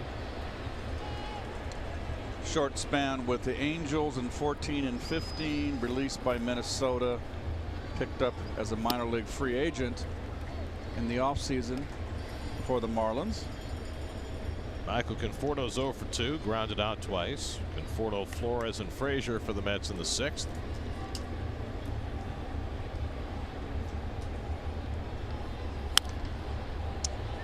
Sandy Alcantara in his first big league start through 98 pitches through 5 innings, allowed 1 run and 3 hits. He walked 5, but the Mets were not able to take advantage of that. He struck out only 2, and he is in line for his first big league win. And Conforto takes the cutter high, and it's 2-1. Tonight's starters brought to you by People's United Bank, each making their first big league start, and it went much better for Alcantara than it did for Corey Oswald, who had 2 good innings and then got knocked out in the 3rd. And Rucinski misses away and falls behind Conforto 3-1. Marlins bullpen has been one of their strengths, anchored by Kyle Barraclaw, who's become their closer and has become unhittable. We've always loved him. Drew Steckenrider has also been terrific.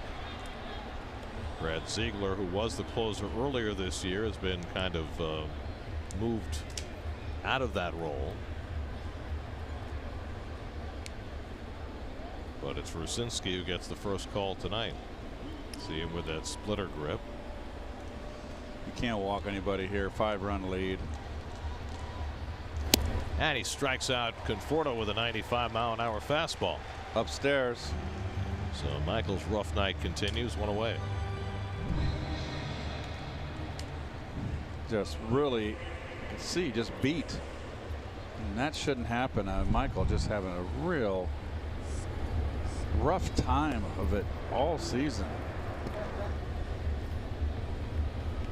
So now Flores, who walked and scored from first base on a Mesoraco double, hits a check swing into right field, a base hit. So a little bit of luck for Wilmer Flores, and he's aboard for the 2nd time. Well, here's the swing, or check swing. You're going good when that happens.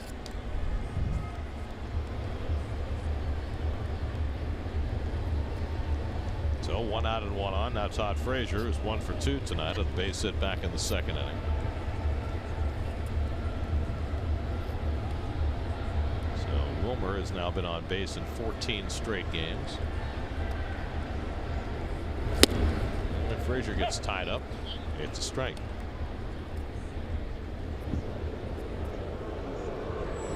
Jerry Blevins getting loose in the Mets bullpen.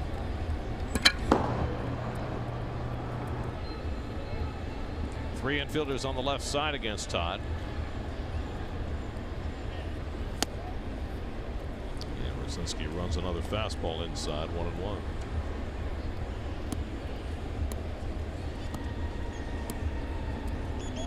Drew Rucinski out of the Ohio State University.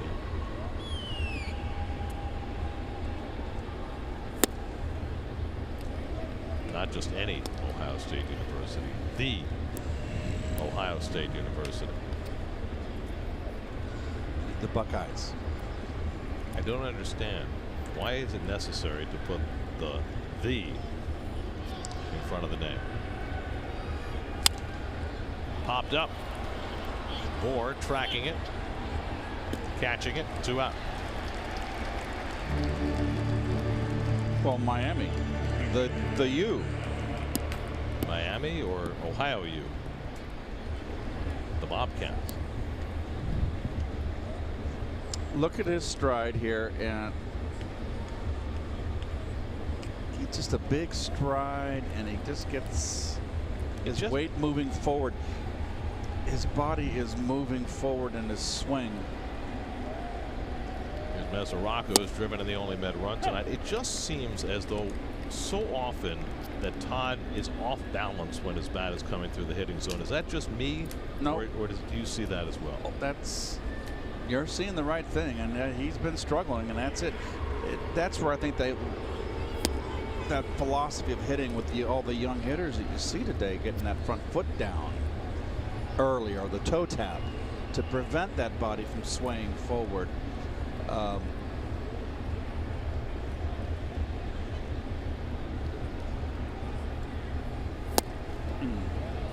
As Rocco stopped the swing, and it's 2-1.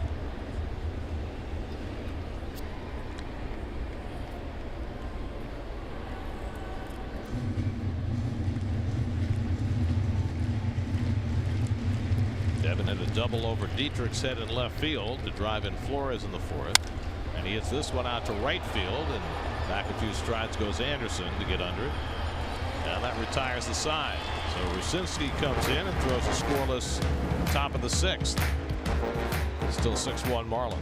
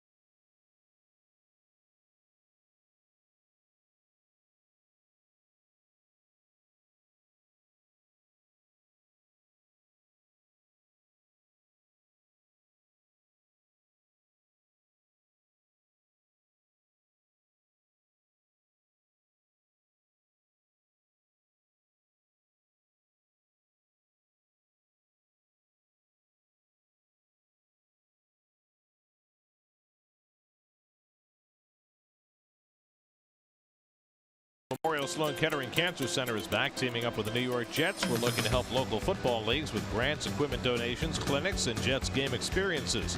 Does your league need assistance? Apply today at sny.tv/playball. We go to the bottom of the 6th in Miami. Roof closed on a late June evening. Tyler Bachelor starts his 3rd inning of relief and runs a fastball inside to J.T. Riddle, who has the biggest hit in this game. A 3-run homer that ended Corey Oswald's first big league start in the 3rd.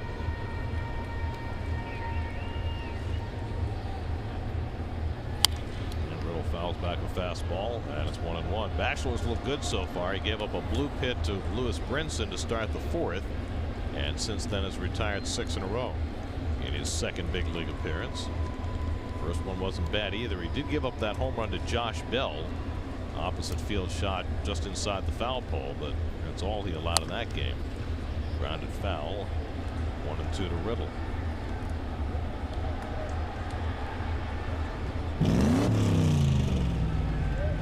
See, that's unusual. Usually that entry of the car coincides with Keith trying to make a point. That's right. I filed a grievance. Oh, really? National Transportation Safety Board?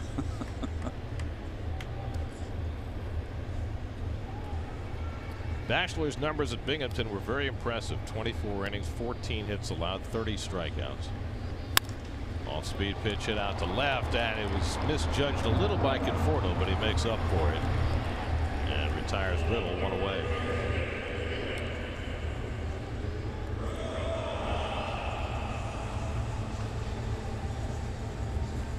So Bachelor's retired 7 in a row, and now Miguel Rojas, who's lined out and grounded out 0 for 2.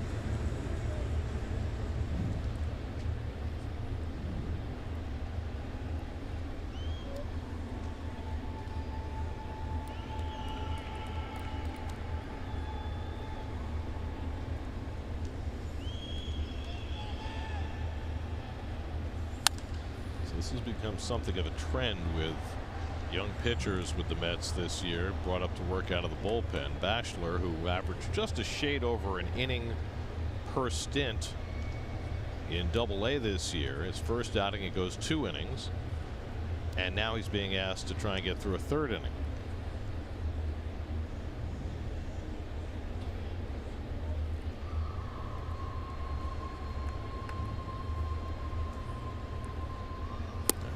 Rojas takes the curveball outside, 1-1.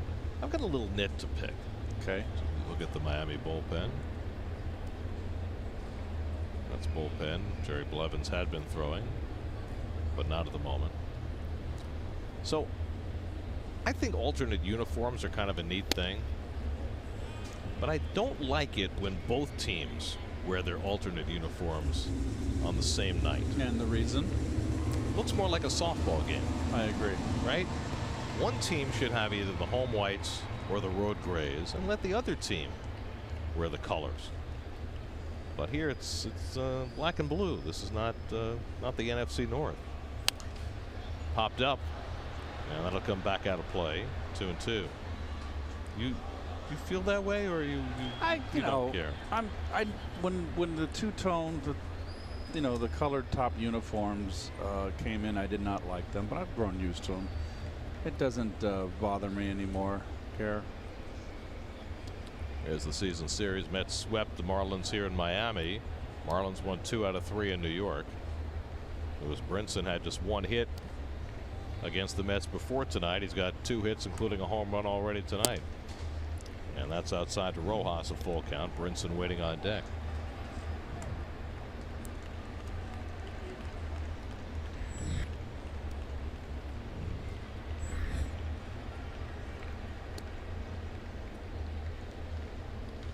Three-2 from Bachelor, and Rojas flies one out to right center. Bautista gets over. 2 out. So Bachelor keeps rolling. That's 8 in a row. He's saving the bullpen right here. He's chewing out some innings. He's the second batter next inning. He'll be pinch hit for, but 1 more out. He's done an outstanding job. So 25-year-old Tyler Bachelor in his second big league outing after skipping AAA has acquitted himself quite nicely. So now here's Brinson, who opened the scoring with a home run leading off in the 3rd inning, his 10th home run of the year. And he drives this one toward the left field corner. He's got himself another extra base hit. Brinson's 3rd hit of the night, a home run, a single, and now a double. Well, Brinson likes that fastball and likes it middle in. So Brinson, who entered the night hitting 178, is 3 for 3.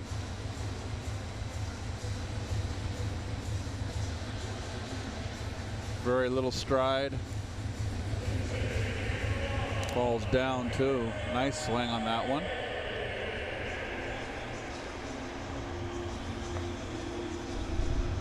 Now the veteran Cameron Maben will pinch hit for the Marlins. Batting for the pitcher Rucinski.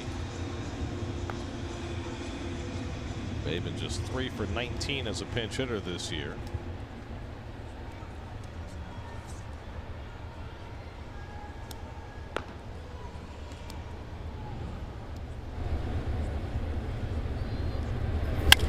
Smashes one. Rosario can't get it. Base hit. And that'll bring in Brinson.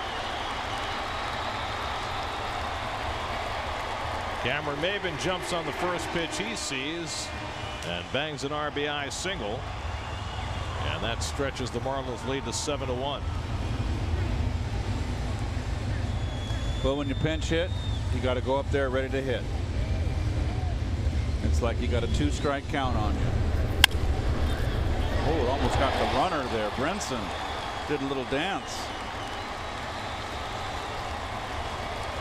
So a 2-out rally puts a little crimp in Bachelor's night. And Mickey Callaway is going to make a double switch. He's going to bring Jerry Blevins in to face Derek Dietrich. Marlins have added a run to make it 7-1 in the bottom of the 6th. We'll be right back to Miami.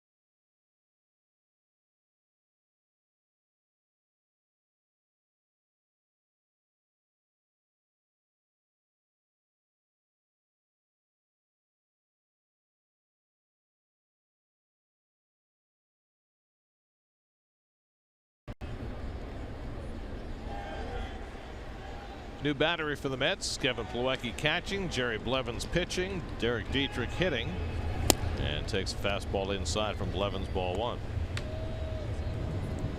Plawecki will bat ninth. Blevins will bat seventh as Mesoraco comes out. Jerry's last outing, that start in that last game of the series against the Dodgers, where he gave up back-to-back home runs to start the game.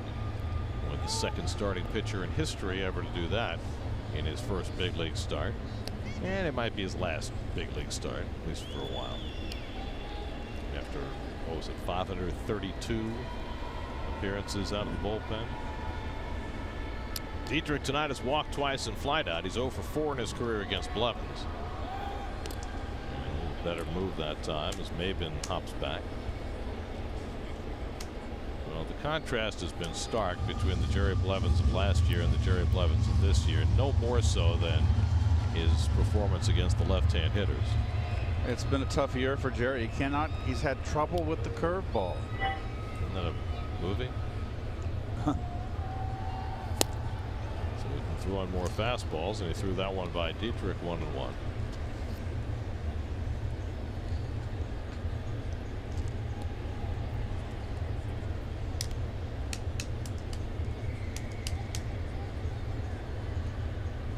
Tyler Bachelor went 2 2/3, allowed 3 hits and 1 run so far. No walks, 2 strikeouts.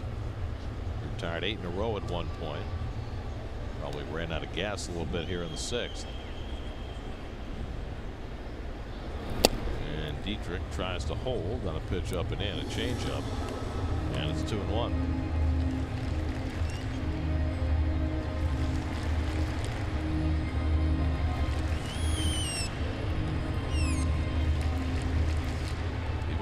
Struggles, Blevins remains the only left-hander in that Mets bullpen.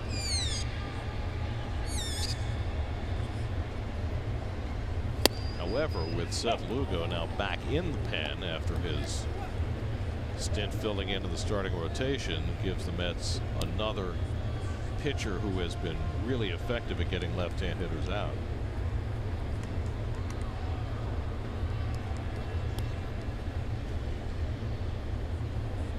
Maben at first with 2 out.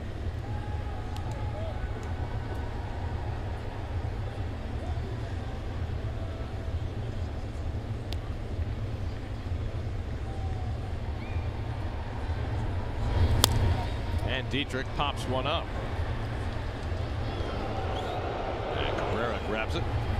So Blevins uses his curveball to get Dietrich, and that retires the side. Marlins add a run. It leads 7-1.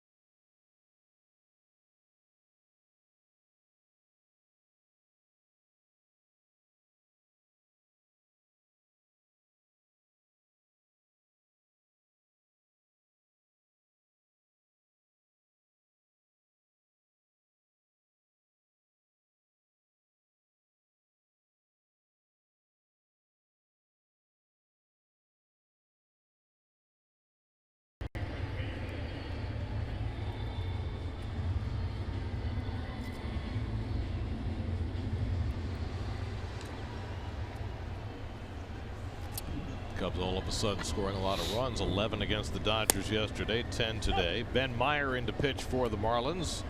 Cameron Maben stays in left field as Dietrich comes out. There's Ben Meyer, rookie. 4th game. Gets ahead on Rosario, 0-2. First time in Ahmed's major league career he's walked twice in a game. Congratulations to Ahmed. He goes down on strikes this time. 1 out in the top of the 7th.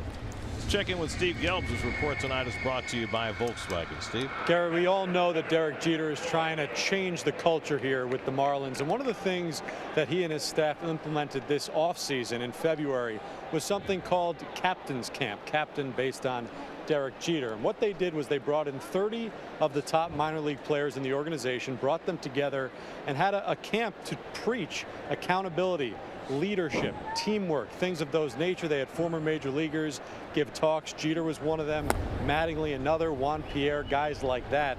And the idea behind it all was that when these guys now go back to all the levels of the minor league systems, they will take an active role in leading, in teaching the other players around them, and they hope that that now seeps up to the major league club as these guys start to get up here and form the new foundation for the Marlins' future.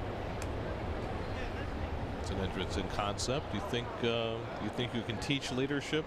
I think that some will learn from it, not all. I think that the majority will not, are incapable. I mean, you have to be a quality player to become a leader, but certainly you teach it down there, so those that do rise above have that foundation. Sure. That's their slogan this year. Hashtag. Just getting started. And they're trying to make a new start, and this franchise has made a lot of new starts over its relatively brief history. Wasn't that the old Clevelander out there? Is it still that? Still the name? Outside ball 4, and Kevin Plawecki draws a walk in his first plate appearance of the night. Well, the Marlins were world champions in 1997 in just their 5th season, and then they were torn apart. They were world champions in 2003, and then they were torn apart. They put together what they thought was a winning formula when they moved into this ballpark in 2012, but it fell apart. And now trying to start from scratch with new ownership. I believe only the Mariners are the team that has had a longer drought. Yeah, but the Mariners never won a World Series. Right. 16 years since they've been in postseason. Nimmo has walked, otherwise 0 for 2 tonight. 1 out and 1 on. I mean, that's the thing about this Marlins franchise, is that they have punctuated a lot of difficult seasons with a couple of World Series titles. Right. And every time they win, they bust them up. And then they spent a lot of money to try and put a winner together when they moved into this new ballpark 6 years ago. But it didn't work. They brought in Ozzie Guillen to manage, and he kind of imploded. Remember, they brought Jose Reyes as a free agent. Mark Burley. I mean, there were, a lot of moves made to try and turn this franchise into a winner, and it blew up on them, and they quickly broke it up again.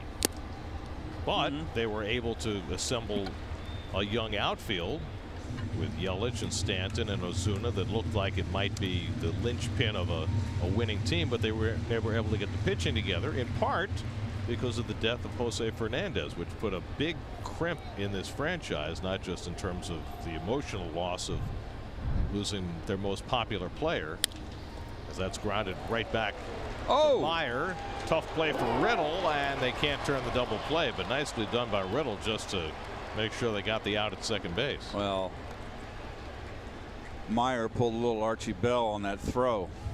Jeez. Did the shorten up instead of the tighten up. Oh, he just goosed it. Nice play by Riddle.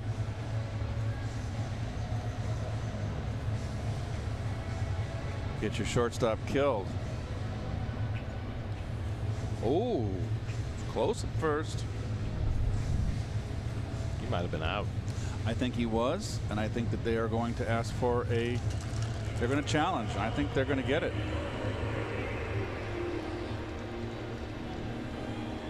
Marlins are challenging the call.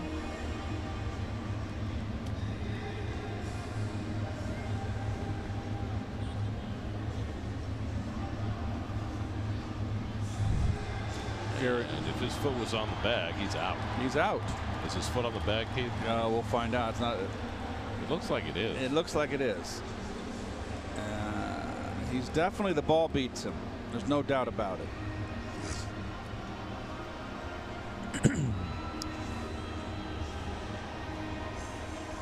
Here we go, Gare. He would certainly appear to be out. It sure looks like a double. And they have overturned the call. That didn't take long. Yep. So it turns into a double play, and that makes the play by Riddle look even bigger. Outstanding job by the Marlins shortstop after the bad throw by Meyer to turn the 1-6-3 double play and get the Marlins through the top of the 7th.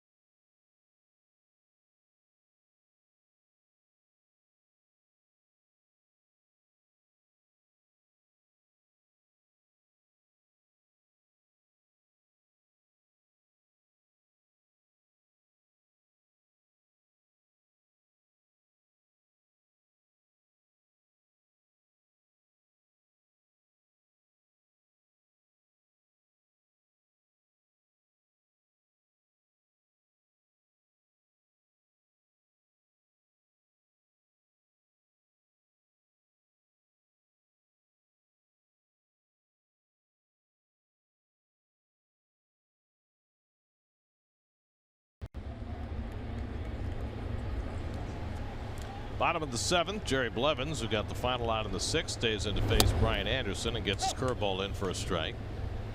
Anderson had a base hit and scored a run in the 3rd, 1 for 3 on the night. Mets have had to go to their bullpen early and often tonight after Corey Oswalt, who was pressed into service when Jacob deGrom was called away on family business, knocked out in the 3rd inning. Marlins put up a 6 spot in that 3rd, and they have been cruising ever since. Sandy Alcantara in his first big league start in line for the win.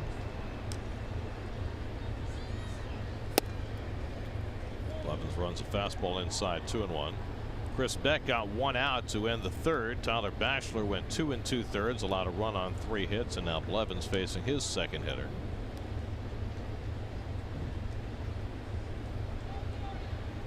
And Anderson tops one foul on a changeup, and it's 2-2. JT Realmuto on deck, and then Justin Bour from Miami in the 7th.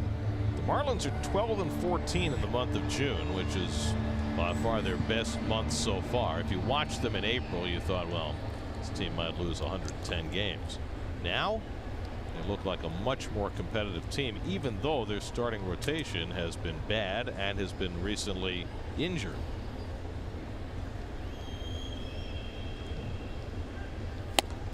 Blevins strikes out Anderson with a fastball, and that's the first out in the home 7th inning. High fastball up and away.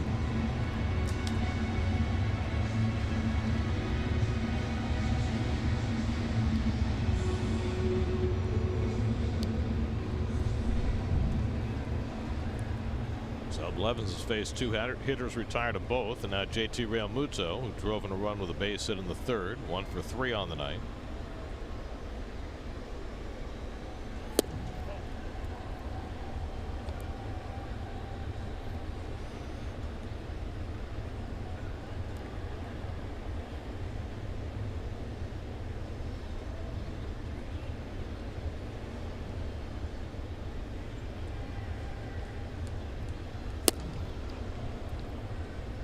Throwing more changeups tonight than we're accustomed to seeing. Behind on Realmuto, 2-0.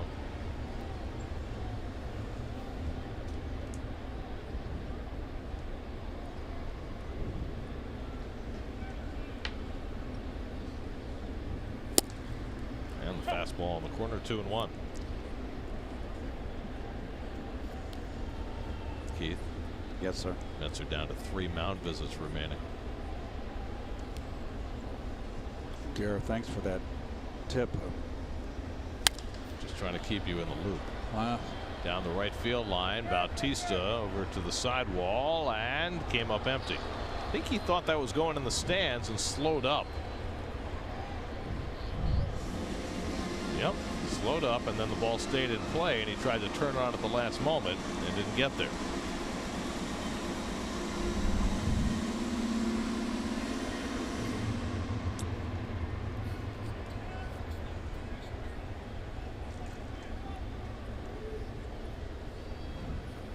Certainly would have been a tough play had he continued, but he would have had a chance.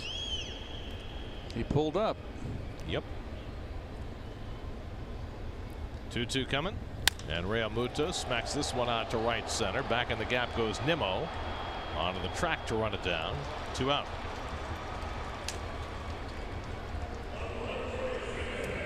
So 2 up and 2 set aside in the home 7th, and now Justin Bour coming up. Bour is 1 for 3 tonight. He hit a bloop single in the 2nd. Since then, he struck out and lined out to right. And you can see the triangle defense against him. Cabrera could probably play even deeper than that at second base.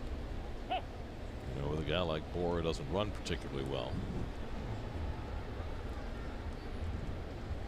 Saw a proposal with all the talk about shifts and the possibility of banning shifts, which has been floated in some quarters even by the commissioner.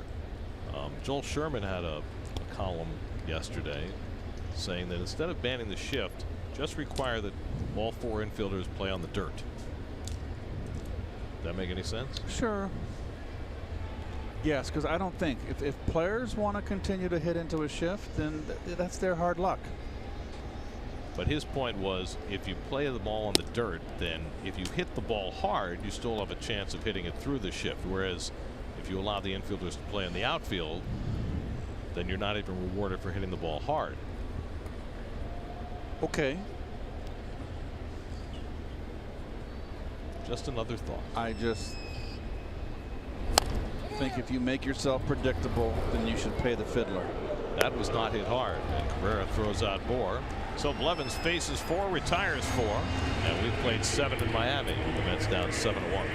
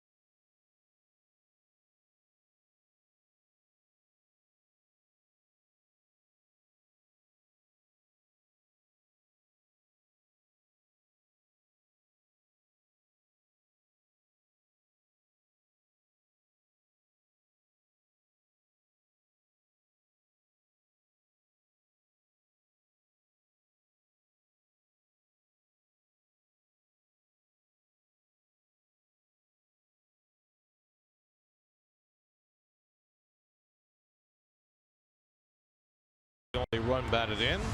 The Mets own only 4 hits. And they trail 7-1 as we go to the 8th inning. Doug Williams and NY MLB insider Andy Martino look back at Sandy Alderson's tenure with the Mets and discuss whether the team's strategy at the trade deadline will change now that he is no longer in charge. On the latest Shea Anything podcast, search Shea Anything and subscribe wherever you listen to your podcasts.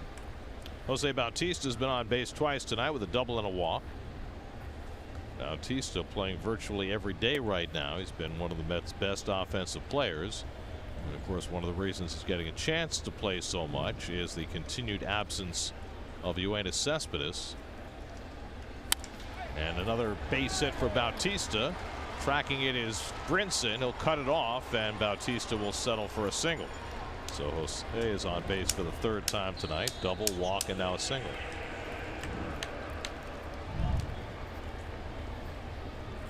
He loves that fastball. He is so quick inside.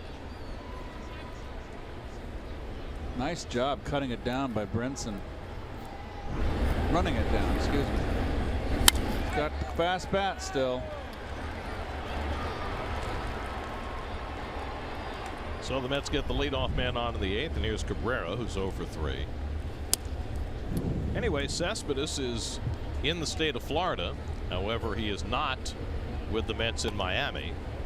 Generally, when there's a player who's injured and is in Port St. Lucie and the Mets come to Miami, that player will make the trip 2 hours down the I-95 and come visit his teammates, meet with his manager. That's drilled into right center. A base hit for Cabrera. Anderson cuts it off in the gap. Bautista goes first to third, and the Mets have something working here in the 8th. First and third and nobody out. So Cabrera has his first hit of the day.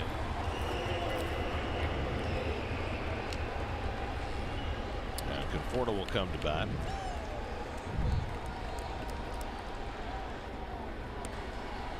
Still pulling that ball away. Went right out and got it. Anyway, Cespedes did not make the trip down to Miami, and it was not his choice. The Mets say that they decided not to bring Cespedes down for this series. And the reason they gave is they said that bringing him down would hinder his rehab. Saying that, you know, trainers with the ball club have so many other people to take care of. David Wright is here with the ball club. He's taking batting practice, taking some ground balls, but Cespedes is not. And I thought that entire circumstance, the fact that Cespedes is not here and the fact that they said it would hinder his rehab, I thought the whole thing was kind of curious. Well, you can read into that any way you wish. I mean, the fact is that this is the highest paid player on the New York Mets. It's the guy they built their offense around. He hasn't played a game in a month and a half. He hasn't not even started running again, doing the rehab that he's doing in Port St. Lucie. And you would think that the major league folks would want to put their eyes on him, talk to him, see where he's at. How about addressing the media? Well, that would be a nice thing too. He did address the media once when he went on that brief rehab stint before he hurt himself again in Trenton, but he has not addressed the New York media since he got hurt in early May. And I don't know if that had anything to do with him not coming, but that made it that much more curious.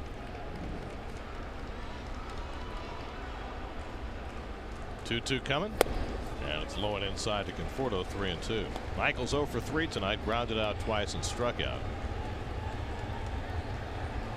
But it's becoming a very frustrating circumstance for everybody connected with this ball club. The long-term absence of Yoenis Cespedes.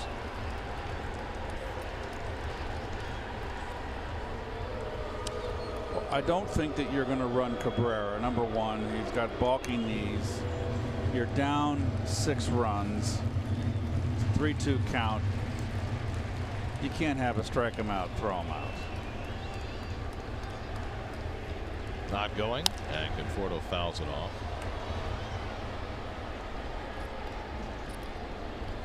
Bautista getting a very long lead down the line from third, with the third baseman Rojas playing a good 40 feet off the line.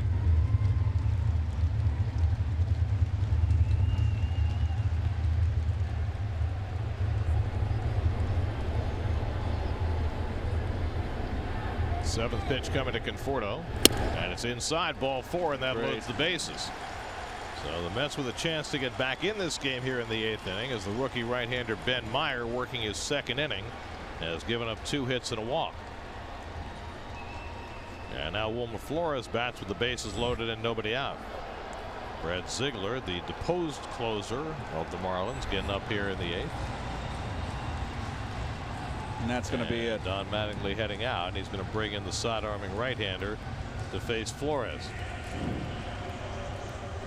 So Meyer had a good 7th, a not so good 8th. He'll exit, and Ziegler will come in. It's 7-1 Miami. We'll be right back.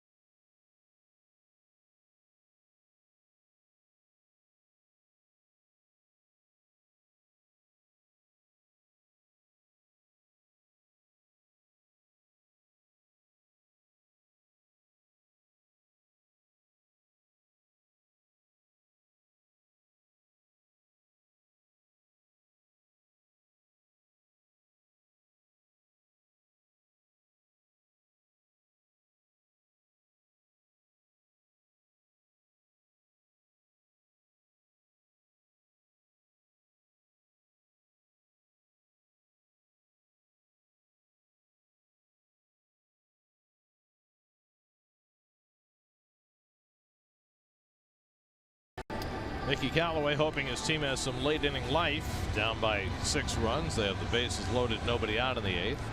And the 38-year-old side armor Brad Ziegler comes in to face Wilmer Flores. Got pushed out of the closing role by Kyle Barraclough. He's not had a good year. ERA over 5. And a first pitch fastball for a strike to Flores. Pretty good in save opportunities, but otherwise has struggled. Wilmer tonight, a walk and an opposite field check swing hit. And he lays off 1-1. Wilmer's 1 for 6 in his career against Ziegler. Bautista led off the inning with a base hit. Cabrera singled as well, and then Conforto walked against the rookie Ben Meyer, who goes an inning plus, allows 2 hits and 2 walks. Todd Frazier on deck. And Wilmer grounds a double play ball to Riddle. Out at second. Castro with the turn for the double play. A run comes home to make it 7-2. But the Marlins get 2 outs on the 6-4-3 double play. No RBI for Flores.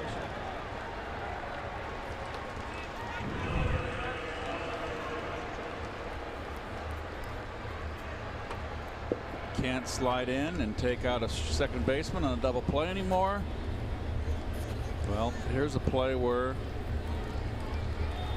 you could come in and do a little roll and take him out. And not to hurt him, cleanly. Just to disrupt his throw. But that is a That is a bygone era.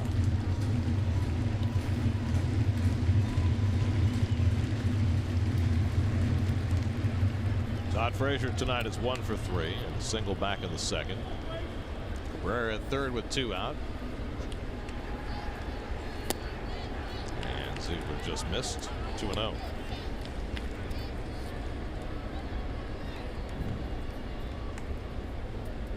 Frazier has good numbers against Ziegler, 3 hits and 6 career at bats. Swings through that fastball, 2-1. Pitcher spot due up next for New York, and Jose Reyes on deck. Drew Smith up in the bullpen. After Jerry Blevins went an inning and a third.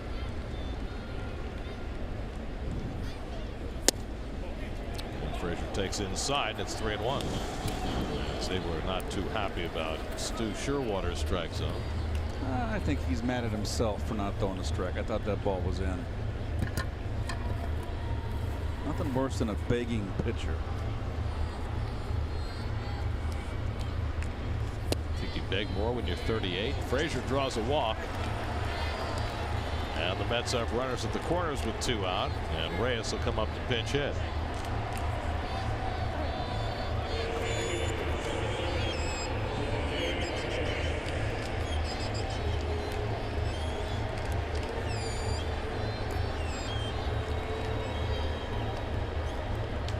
Reyes got a lot of playing time in the last week with Rosario's sabbatical.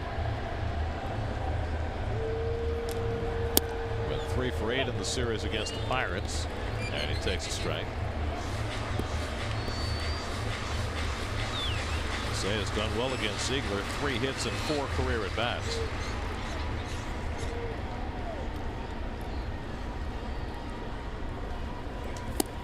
Goes after the changeup and misses, and it's 0-2. Good pitch by Ziegler right there, taking something off.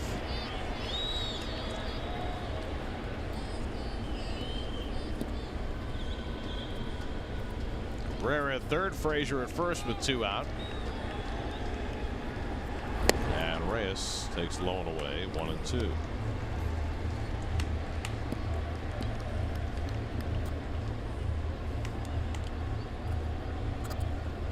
With 2 hits and 2 walks here in this 8th. He's produced just 1 run. And Reyes goes down swinging to end the inning. Nice job by Ziegler mixing his off-speed pitches to strike out Reyes and limit the damage in the 8th.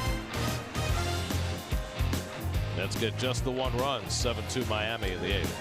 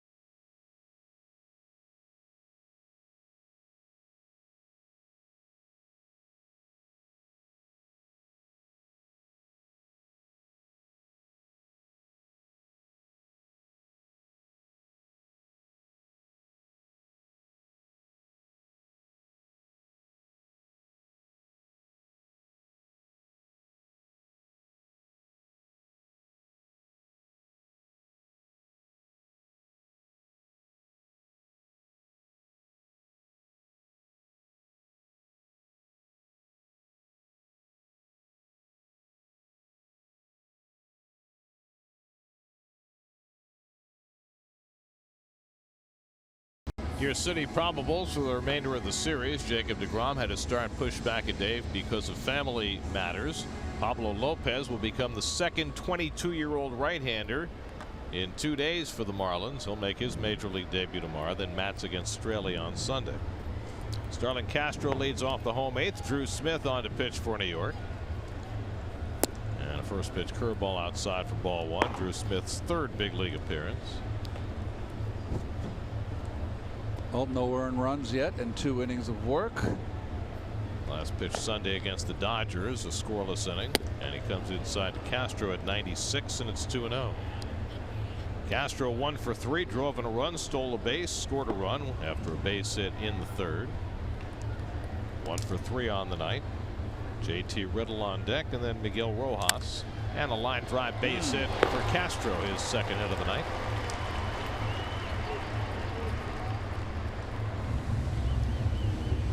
Nice line drive into the opposite gap.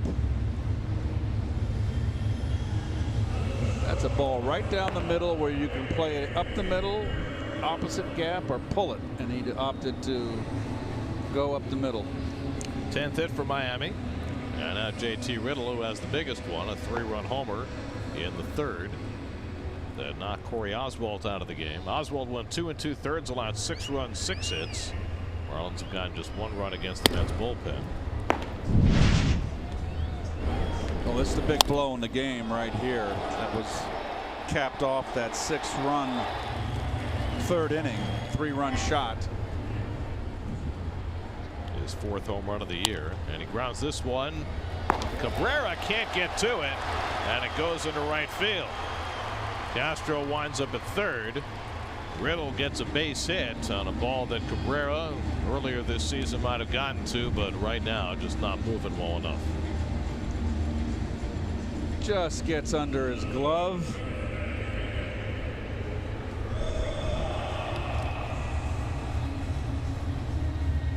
And so the Marlins have first and third and nobody out.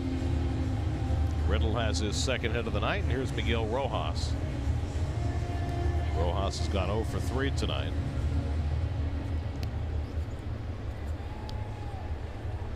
They're ready to blow this game out, the drawers out of this game. The drawers? Yeah. Never heard that one before. Stick around. We've been together a long time. Here's the usage tonight. Excuse me.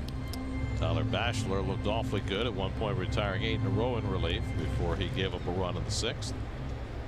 Jerry Blevins retired all 4 to face him.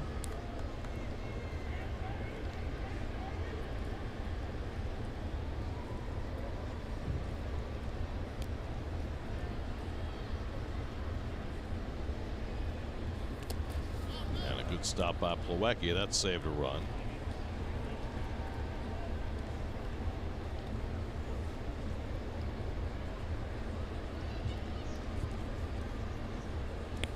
No shift against Miguel Rojas.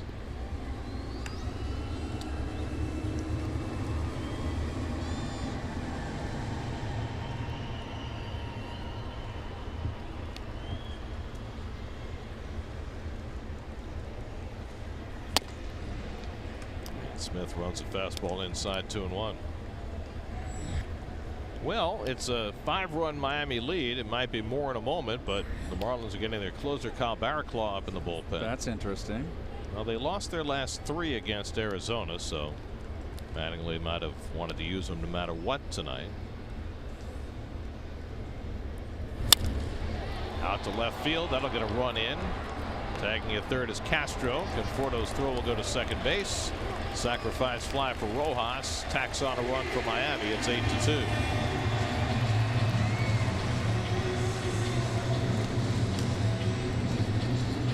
30th run batted in for Miguel Rojas.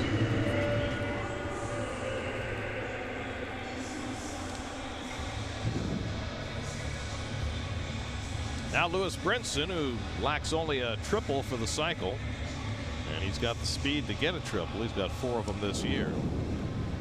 Homered in the third, looped a single to right in the fourth, drilled a double to left in the sixth.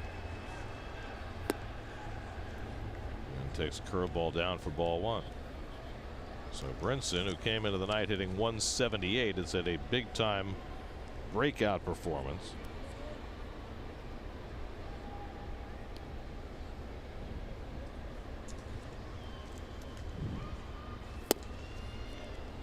And Smith having trouble throwing strikes with his fastball, 2-0. Drew Smith acquired from Tampa Bay last summer when the Mets dealt away Lucas Duda. One of a host of hard throwing young relievers the Mets stockpiled with their midseason trades last year.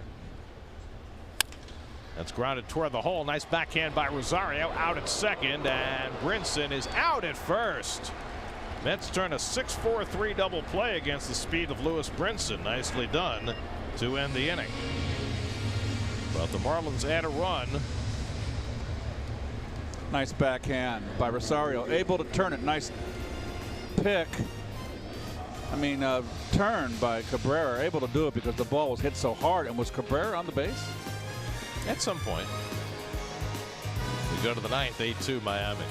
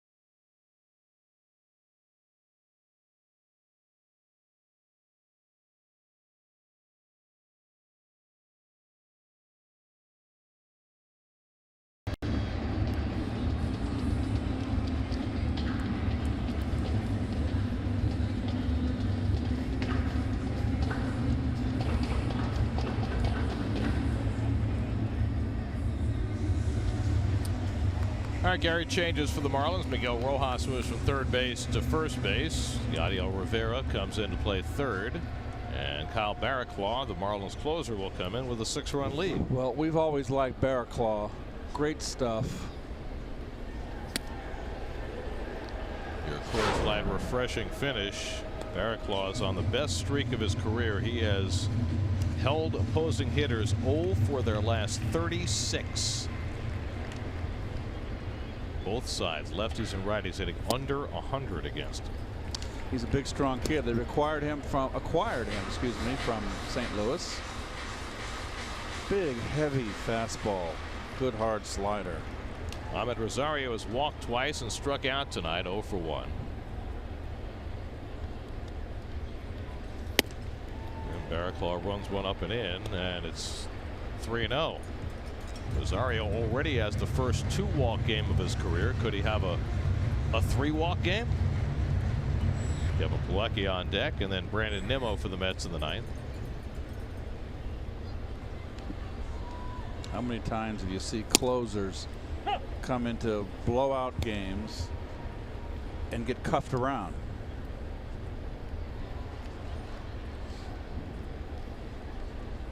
Well, nobody's cuffed Barraclough lately. 3-2 now to Rosario. Coming up tonight after the postgame on Geico Sports Night. Brian Cashman saying, I'm ready to talk trades with the Mets. Let's see how that goes.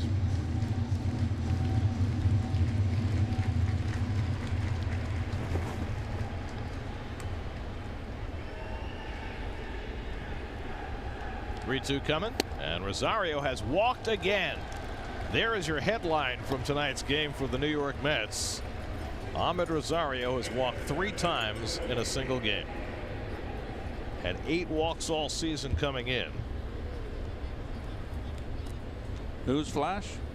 That's big time right there. I mean, it's no Mike Baxter.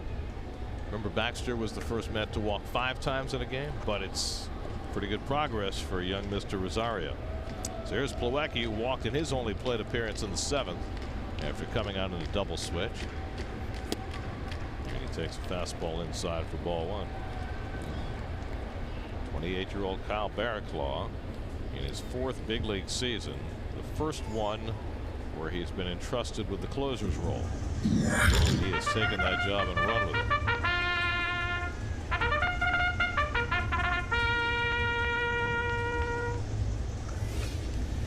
Most times coming later and later these days.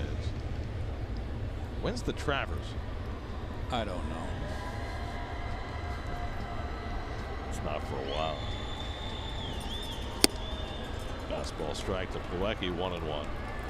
Barraclough trying to finish it off for Sandy Alcantara, who made his Marlins debut in his first big league start tonight. Went 5 innings, allowed a run on 3 hits despite 5 walks.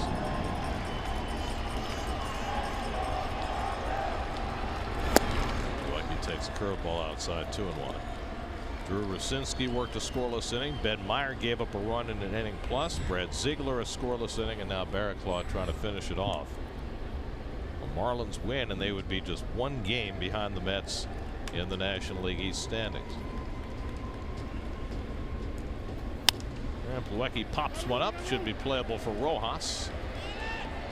1 out.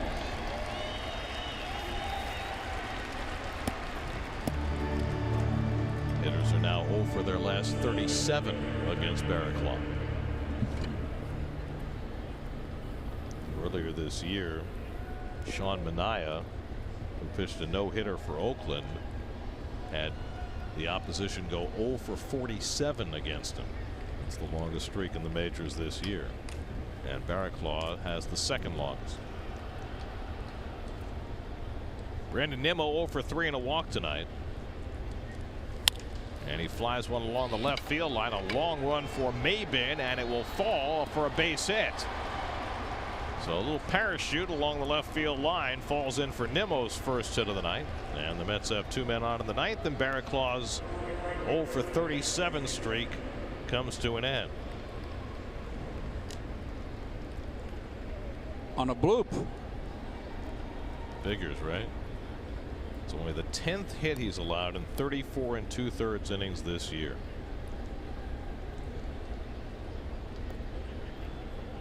So Nimmo's on base for the 2nd time tonight, and now Bautista, who's having another good night. A single, a double, a walk, 2 for 3. He scored a run. Trying to keep it rolling here with Asdrubal Cabrera next. And he swings at the Barraclough fastball and misses. 0-1.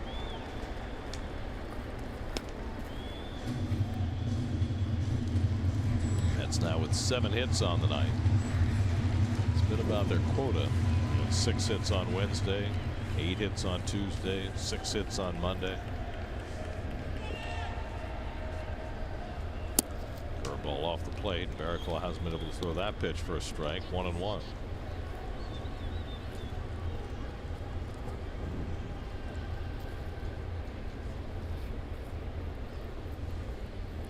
Rosario at second, Nimmo at first with 1 out.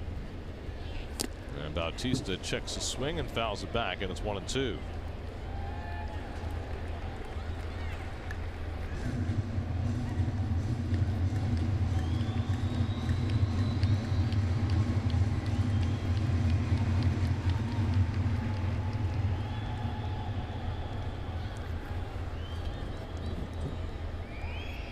lot of smiles on that dugout railing the last 2 months. 1-2 coming, and he lays off the curve. 2-2. Barraclough out of St. Mary's College in Moraga, California. The Gales. The Gales. Not to be confused with the Iona Gales. I played a basketball game up in St. Mary's when I was a youngster on that court. It's a great home The court. old court. Yeah. Barraclough gets Bautista with a fastball, and that's the second out. And so the Mets are down to their final out of the night, with Asdrubal Cabrera coming up. Well, 11-1 seems like another era. Mets Wow. are 21-45 since, and everything has gone down the tubes. The Mets are 8-27 over their last 35 games, and another loss is just 1 out away unless the Mets have a big rally in them.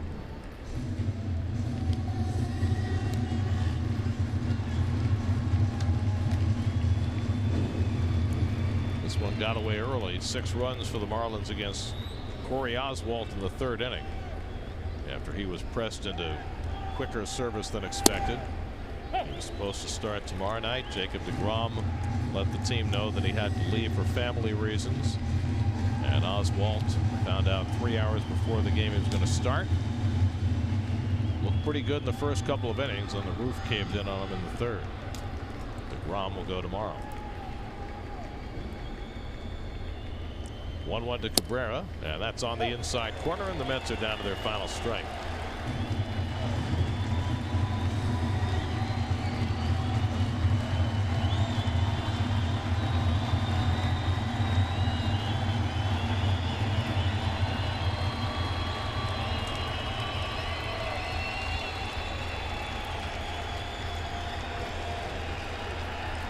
One-two coming. And that'll do it. Cabrera goes down on strikes. Barraclough with back-to-back strikeouts to end it. And the Marlins have taken the opener of this 3-game series. J.T. Riddle's 3-run homer, the big blow in a 6-run third, and the Mets never recovered as Miami wins it 8-2. Well, the nightmare continues as the Mets come down here to Miami and get their clock clean pretty much, and the Marlins show a lot of fight tonight. Sandy Alcantara gets the win in his first major league start and his Marlins debut. He went 5 innings. Corey Oswalt in his first major league start did not fare nearly as well, and the Marlins beat the Mets in the opener of this 3-game set.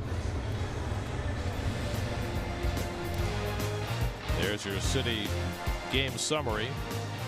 Lewis Brinson homered, had a double, 3 for 4 on the night. Riddle the 3-run homer, and the Marlins win it 8-2. New York Mets baseball on SNY is brought to you by Honda. Great deals are waiting at your Honda dealer. By Empire City Casino. Current jackpot is now over $1.1 million. You could be the next big winner. And by Geico, over 75 years of savings and service. Final score tonight, the Marlins 8, the Mets 2. Game 2 of this series on Pix 11 tomorrow. A 4 o'clock start. Coverage begins at 3:30. Jacob deGrom against the first-time starter Pablo Lopez. Back on SNY Sunday for the final game of the series, Steven Matz against Dan Straley. Coverage begins Sunday at 12:30. Now for Keith Hernandez, Steve Gelbs, and our entire SNY crew, I'm Gary Cohen in Miami. Time for WB Mason Post Game Live. Let's join Gary Apple and Jim Duquette in the studio. Guys?